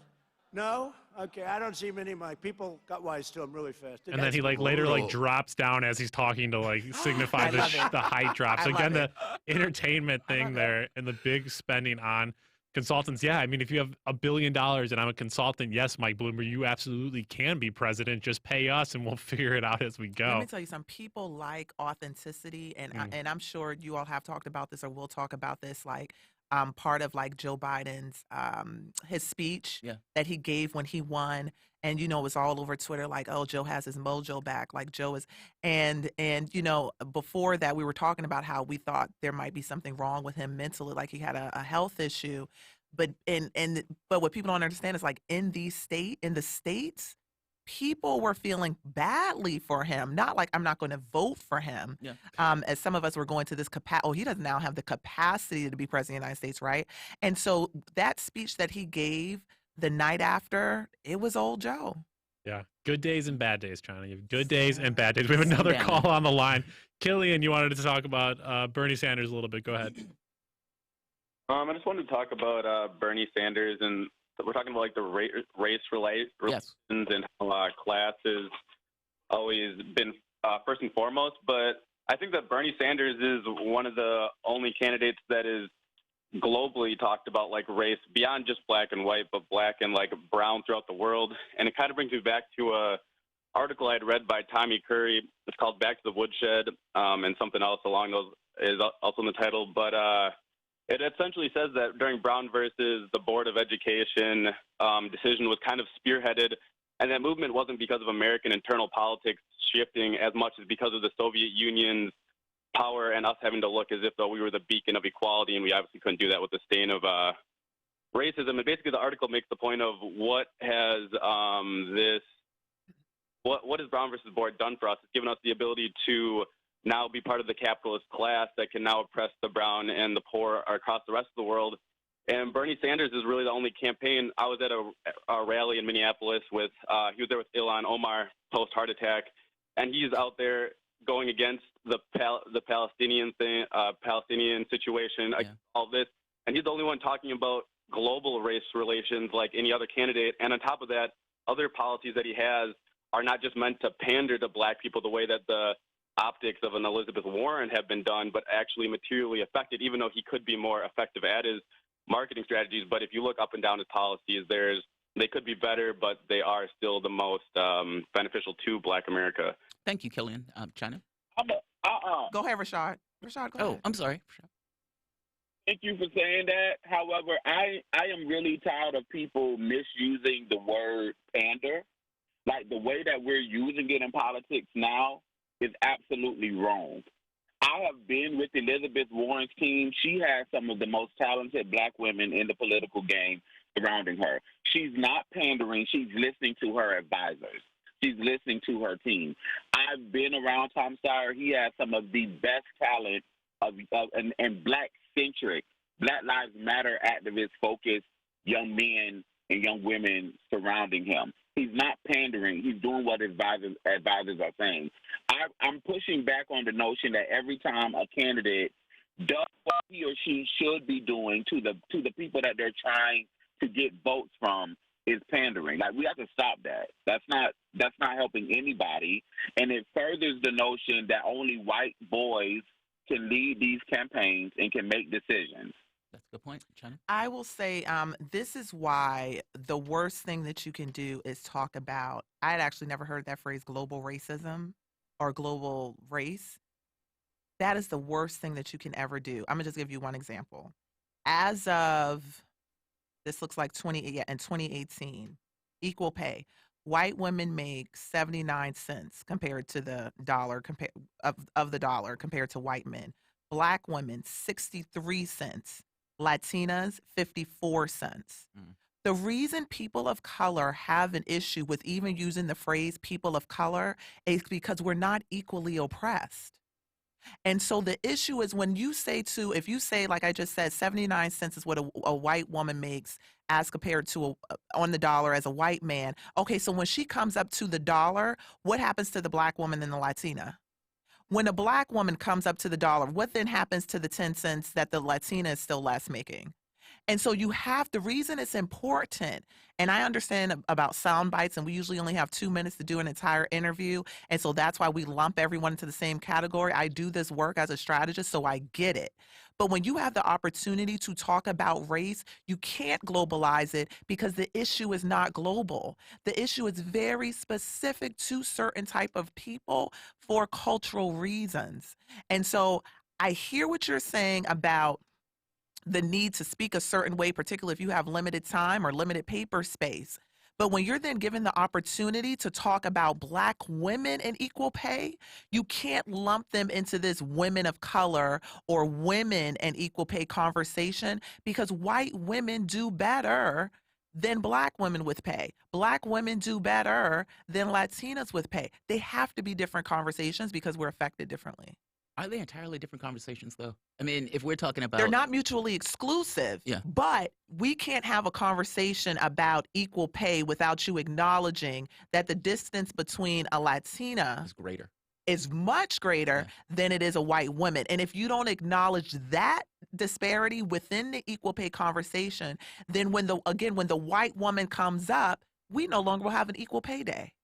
Yeah, we're in bonus time right now with Rashad Frazier Gaines and China Dickerson. I just want to get each of your thoughts before we let you guys go around Super Tuesday, which is tomorrow. There's quite a few states: Alabama, Arkansas, California, Colorado, Maine, Massachusetts, Minnesota, North Carolina, Oklahoma, Tennessee, Texas, Utah, Vermont, and Virginia are all tomorrow. Mike Bloomberg, the billionaire, will enter the race.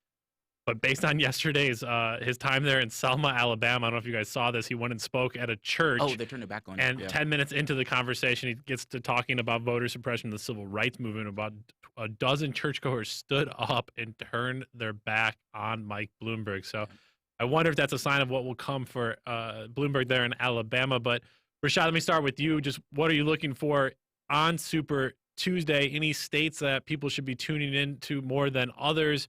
Or any predictions you want to make heading into the big day here?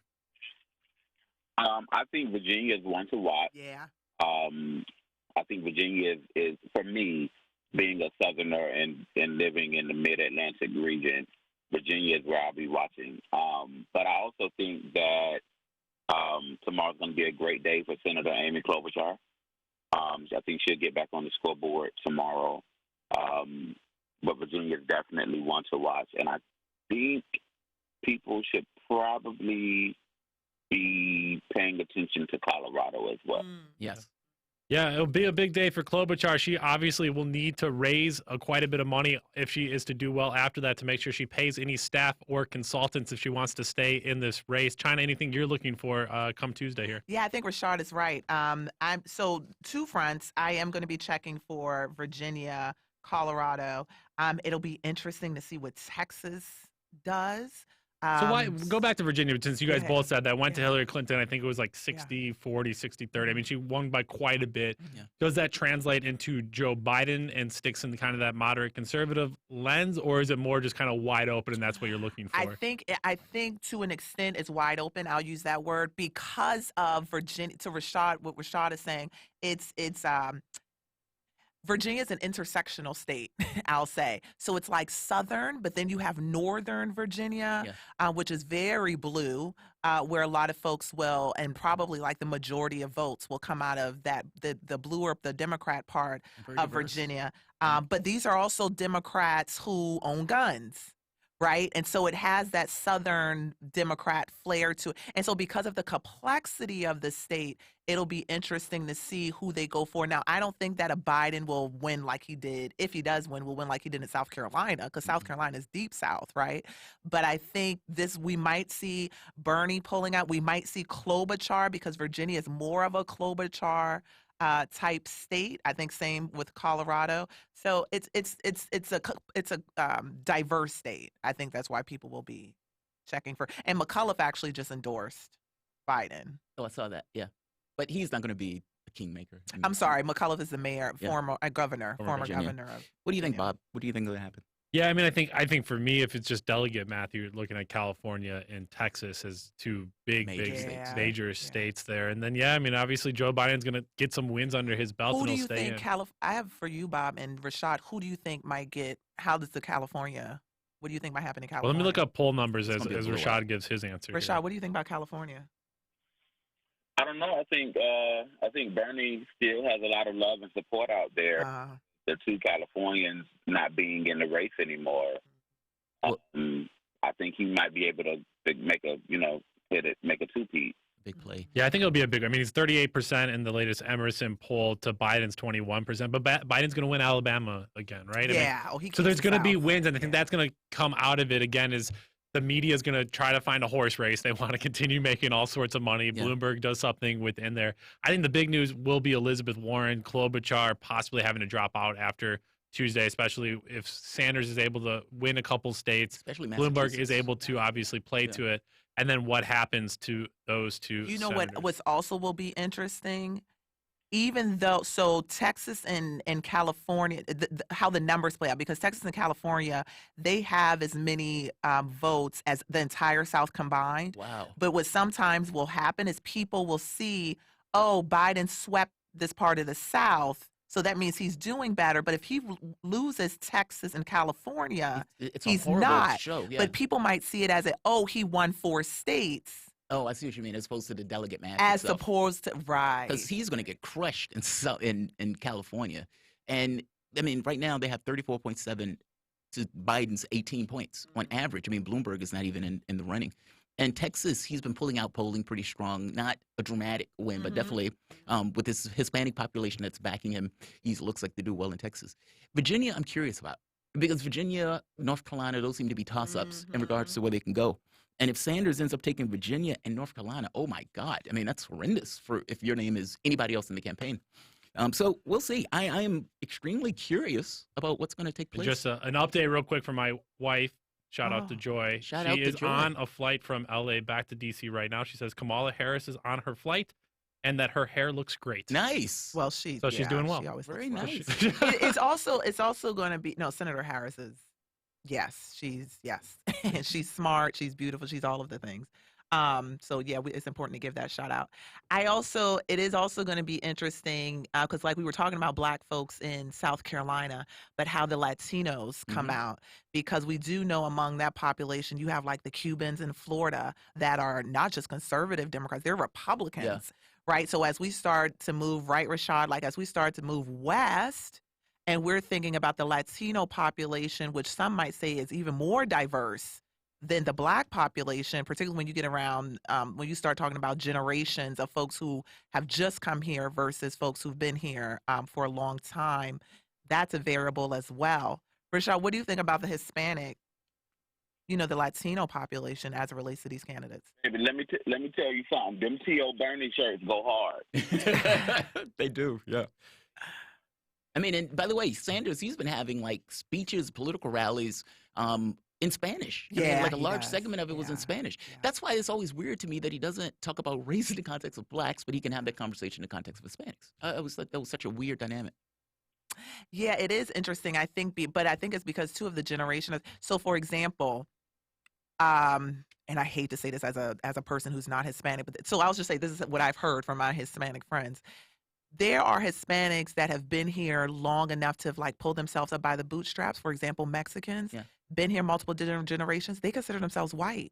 Oh, I see.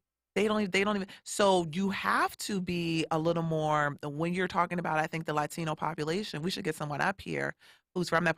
When you talk about that population, they are even more nuanced. you might not want to talk about race when you're speaking to them, because then they do think that you're pandering. Because they, who are Republicans, feel like, no, I came here from Cuba, and look now how successful I am. So my race did not prohibit me or in some way oppress me away from being successful. Yeah, that's quite a bit there. That's a preview of Super Tuesday. We'll cover all of the election tomorrow in the next few days. Stay with us. We're going to go to another break before we come back with Miss the Press, our weekly Monday segment looking at the worst of the worst from the Sunday talk shows.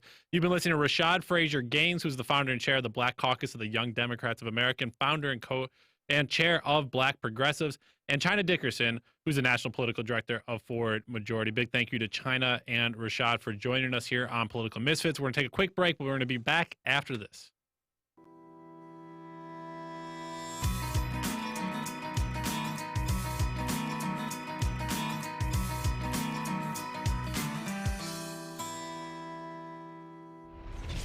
Shooting from the lip. We're taking no prisoners here. Real opinions for real people. Now, where we bring you people with controversial views, and instead of trying to catch them out, we actually let them expand on their views. What's going on in British politics, European politics, and indeed in world politics as well. And wherever you are, whether you're a UKIP supporter, a Tory, or Labour, everything is in turmoil. John Gaunt. Shooting from the lip. We are talking 24 hours a day, 7 days a week. You are listening. We give you the most essential out of the endless information space. Radio Sputnik. Telling the untold.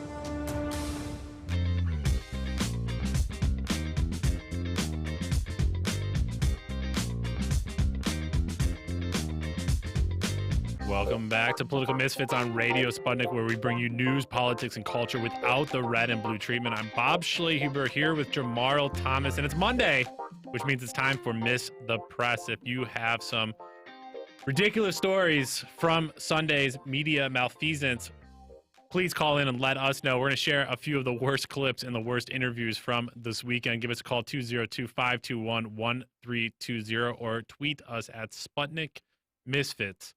Well, let's start with the conversation everybody's been having everywhere that's on the coronavirus, and the point person there for the White House has been Mike Pence. Yes, worry. Go ahead and worry. And also make sure you go wash your hands, wash your hands, wash your hands. Please just wash your hands. And that's going to be the number one way we can all protect ourselves. Please wash your hands. So anyways, Mike Pence was on all of the Sunday talk shows trying to calm people down, telling them not to worry too much. And explains to Chuck Todd on Meet the Press that the U.S. is doing a great job containing the virus and that President Trump is a medical hero. And he tried to convince the U.S. population that the risk of contracting the virus remains low. Here's the clip here of Vice President Mike Pence on Meet the Press. I think it's very important that the American people know that the risk of infection to people in this country remains low. So it remains low, and then he goes on State of the Union with Jake Tapper, letting people know that, well, if they do get it, you'll most likely be fine. Most people will be fine. Mostly the average person will be fine. Here's that clip. So we're going to play. Here's Jake Tapper interviewing Mike Pence on State of the Union. They will recover. They will deal with a respiratory illness. We'll give them treatment. But for people that have other conditions that would militate toward a worse outcome, that we could have more. We could have more sad news, but the American people should know the risk for the average American remains low. So there you have it there. You probably won't get it, and as long as you're like wealthy, have access to medical care and a house, you'll be fine. But if you're poor, if you're living on the streets, if you're older, if you have any other issues or any other things going on with you, you'll be okay. And he also says it's going to remain low and basically only affect you if you're in the affected areas that have been announced so far. That's Washington State, Oregon, Florida, Massachusetts, Rhode Island, New York, Wisconsin, Illinois, or California. So as long as you're not in those areas, China, you'll be okay. So just isolate yourself and stay away from it. So, yeah, the other big problem here, beyond what Mike Pence said about everything, is the fact that the person running point here is Mike Pence. And And if you remember when he was in Indiana, he closed a bunch of health clinics that led to an increase of HIV. So not handling really well a response to another virus, and he closed medical areas and health clinics. And so that was just, it was the worst of the worst here. And we just have some breaking news here as we are clamoring to ourselves, and we'll just take a quick break here. But Amy Klobuchar has now dropped out and said she's going to endorse Joe Biden. So she's wasting no time. Pete Buttigieg not with an endorsement. Tom Steyer not with an endorsement. And Amy Klobuchar, despite being up on stage with Joe Biden and hearing all of the things Joe Biden's had to say about it all. I don't know if she's trying to get that endorsement in before Mayor Pete endorses him just so she can say she beat Mayor Pete. And that is all she really cared about here the last few months. But the fact that Amy Klobuchar is endorsing Joe Biden is gross to me because she talks about it makes sense, fine. But the fact that no, because Medicare is a human right. Don't tell me Medicare is a human right and then go endorse Joe Biden. So all of these different talking points that she was up there on stage talking about these different issues, and then to support Joe Biden, who's not coherent, who does not have a plan to address the healthcare problem in America, and say you care about healthcare, to go and endorse Joe Biden, I don't buy it. Joe Biden doesn't think that healthcare is a human right? Well, no, I don't think he does. But I think he says it's a human right. Does he believe it, and has he effectively worked towards it? No. Then why do you believe Klobuchar when she says it? Right. I don't understand why we like. Why is believe Joe what you Biden say deceptive, but Klobuchar not? Yeah. No. That she's ran as a radical centrist. Okay. I mean, and so it makes sense to me that she would just go for the So other. the hypocrisy of these people saying one thing, then fine, yes, they fit together perfectly. Pete Buttigieg, on the night that he lost, I think it was New Hampshire or Nevada, one of those states, he comes out saying Sanders doesn't have a broad coalition. He got 2% support. Exactly. I mean, like, these guys say some of anything. You're also, away. one last point. The coronavirus outbreak, they're talking about massive numbers of people in the United States being infected. I have no idea what Mike Pence is talking about. Yeah. I never do. Yeah. Know what he's and none of these reporters kind of push back and say, like, well, talk us through what the plan is. Or, like, are you increasing healthcare centers or where people can check in stuff? It's just kind of like, why aren't people going to die? Like, it's just these, like, kind of like sexy, salacious questions. I think sometimes, though, they intentionally do that because I think we've seen now too often where the press has, and they should continue to push back on them. But I think this just happened with the press conference with Donald Trump, right? Like, the CDC folks are standing there saying, this is what it is. And Trump and Penn, I actually think Azar found out that he was no longer doing this on the stage that day, or maybe 2 minutes before they had that press conference. So it's like, to a certain point, I'm continuing to push back.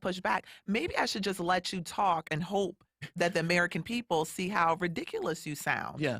I mean, Alex Azar, you're talking about Health and Human Services, and Pence being pointed the lead on this. And it's interesting, too, because when you have corporate media and you see the stock market kind of take it to the gut there, a lot of these interests that own these media outlets probably aren't trying to say to your Jake Tappers and Chuck Todds of the world, push back and really scare people. Did you see when they asked Trump about that, about the stock market dropping? And he said it's dropping because they saw the debate. And they're thinking if one of these people win, because this debate was so crazy, then, like, the economy will be shot. That is a ludicrous proposition that Trump is putting. I mean, he lies so easily. Also, the question becomes, are they going to pay for any kind of vaccine? Are they going to pay for some kind of medication?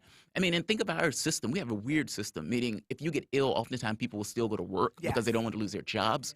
And so you have this situation that's primed for people, A, to not get help, B, to go to work with a particular virus or illness, and even what extent is the United States going to go about dealing with it? I mean, are they going to shut down New York City in the way that China did? Are they going to try to build a hospital in 10 days?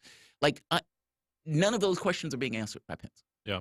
The other, to pivot here to the other big story on the Sunday talk shows for me over the weekend and an ongoing conference that's taking place right now is the AIPAC conference.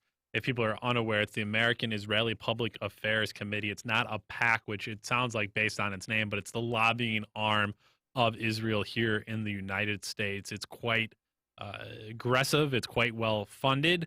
It's quite meddling, I would say, in many ways.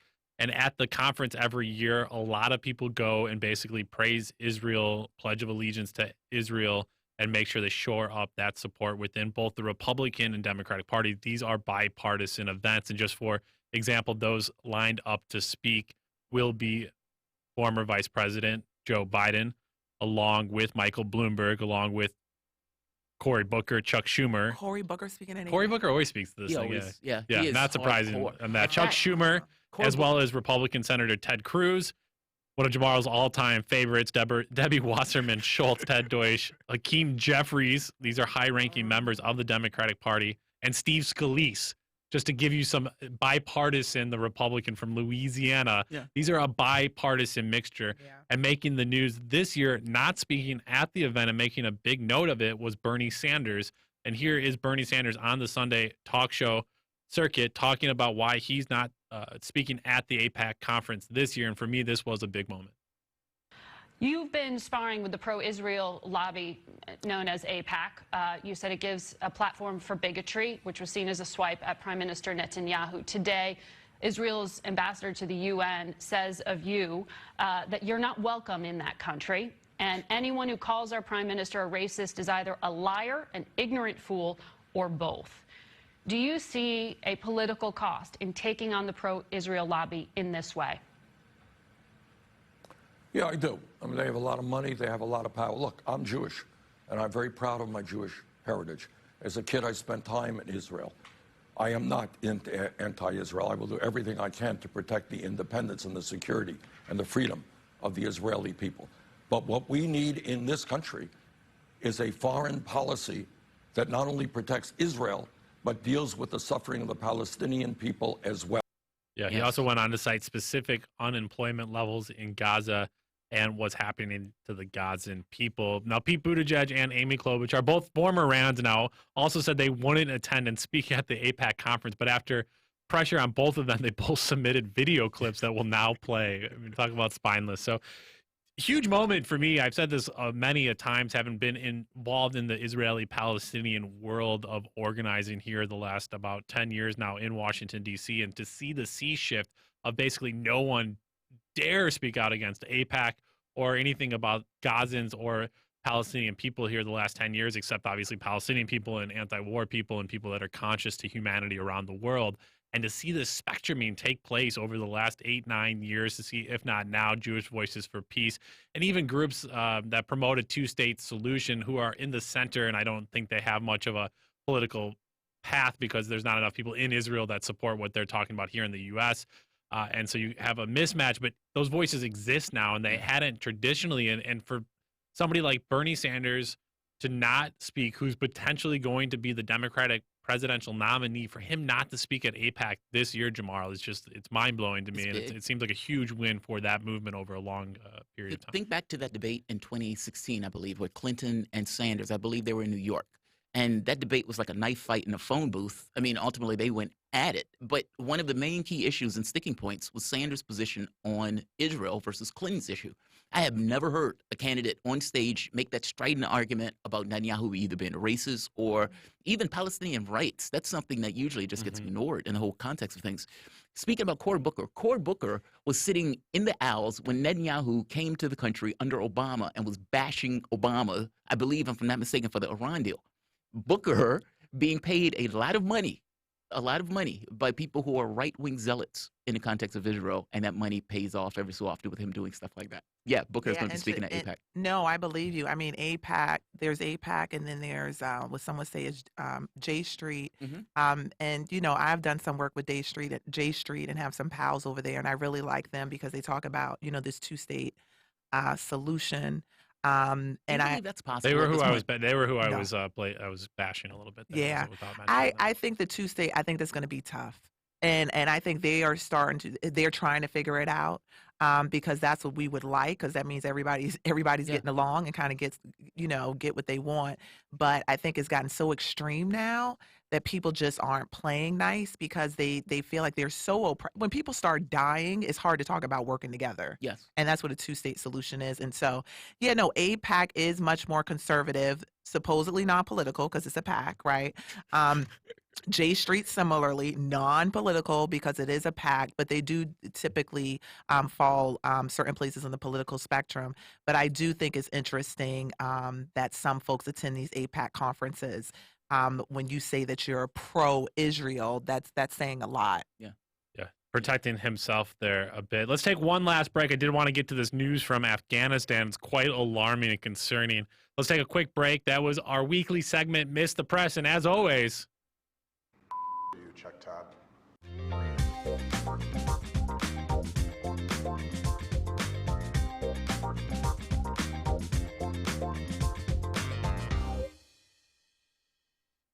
By Any Means Necessary is your guide to the movement and efforts shaping the world around us, from mass incarceration.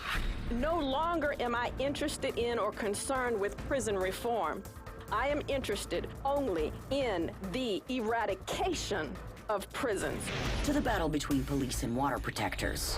It was a pretty punishing disregard for the sanctity of human life, that unleashing water cannons on peaceful, prayerful water protectors. From efforts to protect the environment. The climate movement is ready to, with plenty of opposition research and force and strength, along with, the right of both science and morality, to fight them on this. To the movement for Black Lives. When I first saw the Michael Brown video, and I saw that it clearly contradicted the narrative put forth by the Ferguson Police Department and by police supporters in general, 3 words came to mind: color me shocked. Stay tuned to By Any Means Necessary, 5 days a week here on Radio Sputnik.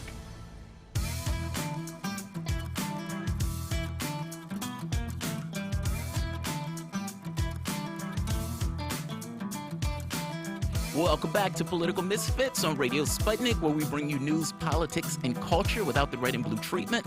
My name is Jamarl Thomas. I'm here with my co-host, Bob Schlehuber, not to mention China Dickerson. She's been joining us for the entire time. But before we end the show today, we have about 5-6 minutes. We want to talk about what's taking place in Afghanistan. So the United States and Taliban signed a peace treaty with the Taliban. The United States and the Taliban signed a peace treaty on Saturday, but the agreement is just between the U.S. and the Taliban. The Afghan government did not participate in the negotiations leading up to the agreement, and now the government has thrown a spanner in the works. Basically, what does it call it? A boomerang or whatever into the works. A clause in the peace agreement that the United States and the Taliban signed says up to 5,000 Taliban soldiers held by the Afghan government and 1,000 prisoners on the other side are to be released by March 10th, the first day these scheduled intra-Afghan negotiations, effectively the first day that the Afghan government and the Afghanis are going to negotiate, or the Taliban is going to negotiate. On Sunday, the president of Afghanistan objected to this. Freeing the Taliban prisoners is not under the authority of America, but the authority of the Afghan government. Afghan President Ashraf Ghani told reporters. There has been no commitment for the release of 5,000 prisoners. Such a release should be talked about during the intra-Afghan negotiations, he said, but cannot be a precondition. Effectively, we can discuss it, but that can't necessarily be something that is going to happen as a flat fact. Ghani didn't throw cold water on the whole deal. He said the reduction in violence will continue with a goal to reach a ceasefire, but he was pretty clear that it is not the United States' purview to say when and how the estimated 10,000 Taliban prisoners held in Afghanistan will be released. Secretary Mike Pompeo on Sunday, when asked about the Afghan president's statements, got kind of shifty. He told Face the Nation the peace agreement says that they will work with all relevant parties to build on confidence, to create confidence-building measures amongst all the parties. The Afghan government, non-Taliban, and others in Afghanistan. So he's not trying to act like the United States government just committed to vague, quote-unquote, confidence-building measures, including, hey, the suggested prisoner exchange. But that's not what the text of the agreement says, at least on my reading. It is pretty plain. Now, today, the Taliban announced the reduction of violence that set the stage for the peace deal was over, and that the group will resume its attacks on the Afghan government. No peace with honor, apparently. The reduction in violence has now ended. Without operations will continue as normal, a Taliban spokesman said. As per the U.S.-Taliban agreement with our Mujahideen, will not attack foreign forces, but our operations will continue against the Kabul administration forces. And today, just a couple of hours ago, an explosion at the football pitch killed at least 3 people and wounded 11 in eastern Afghan province of Khost. Al Jazeera reports that a motorcycle rigged with bombs exploded during the football match, according to a local police chief. Pakistan, a day after the agreement was signed, warned the United States about, quote-unquote, spoilers. We cannot be in denial about this. There were spoilers. There are spoilers, Pakistan foreign minister said. In Afghanistan and outside, you will always have to keep a close eye on those spoilers. So I guess their point is, look, there are going to be people who don't necessarily want this peace deal, and they're going to try to destroy this peace deal by the most obvious means in the sense of just violence. I mean, one of the preconditions was a reduction in violence, and you're going to have people who are trying to spoil this agreement. What do you guys think about this? This has been our longest war. We are trying to extricate ourselves kind of in this Nixonian way. So what do you think? Yeah, I mean, I think the reduction in violence was just trying to see who actually had control of all of these different groups. Can we actually send out a message, and do you have control over them? Or are these different groups splintered off and are solo projects throughout the region? But yeah, this is the second time here that the Donald Trump administration had started negotiations and found hiccups, either before it got started the last time and now this time trying to get out of the gate to see what would stick. But it seemed like the United States was well aware of these prisoners, and both sides were well aware of the prisoners originally agreeing by March 10th to figure that out. So a week ahead of here, a lot happens in negotiations, a lot of posturing to come. We'll cover that, and I also want to get back to Syria tomorrow on our show. But now we'll have to leave it there for today. A big thank you to China Dickerson, Rashad Frazier Gaines, all of our callers, Ryan, Dimitri, and Michelle in the booth running a fantastic show. Big thank you to Jamarl Thomas for being here with me. I'm Bob Schlaber. Thank you for listening to Political Misfits live in Washington, D.C. on Radio Sputnik. Now get back to organizing.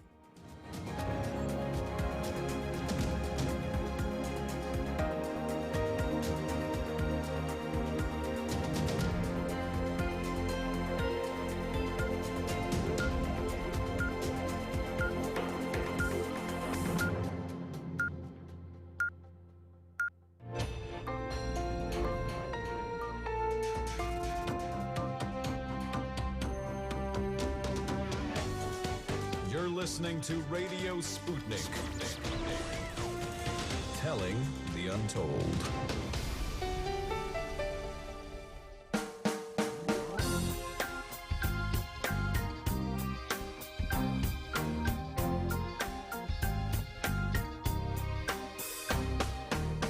Welcome to By Any Means Necessary on Radio Sputnik in Washington, D.C. I'm your host, Sean Blackman, here with Jackie Lukman. And as always, we are your guide for connecting the political, social, and economic movements shaping the world around us.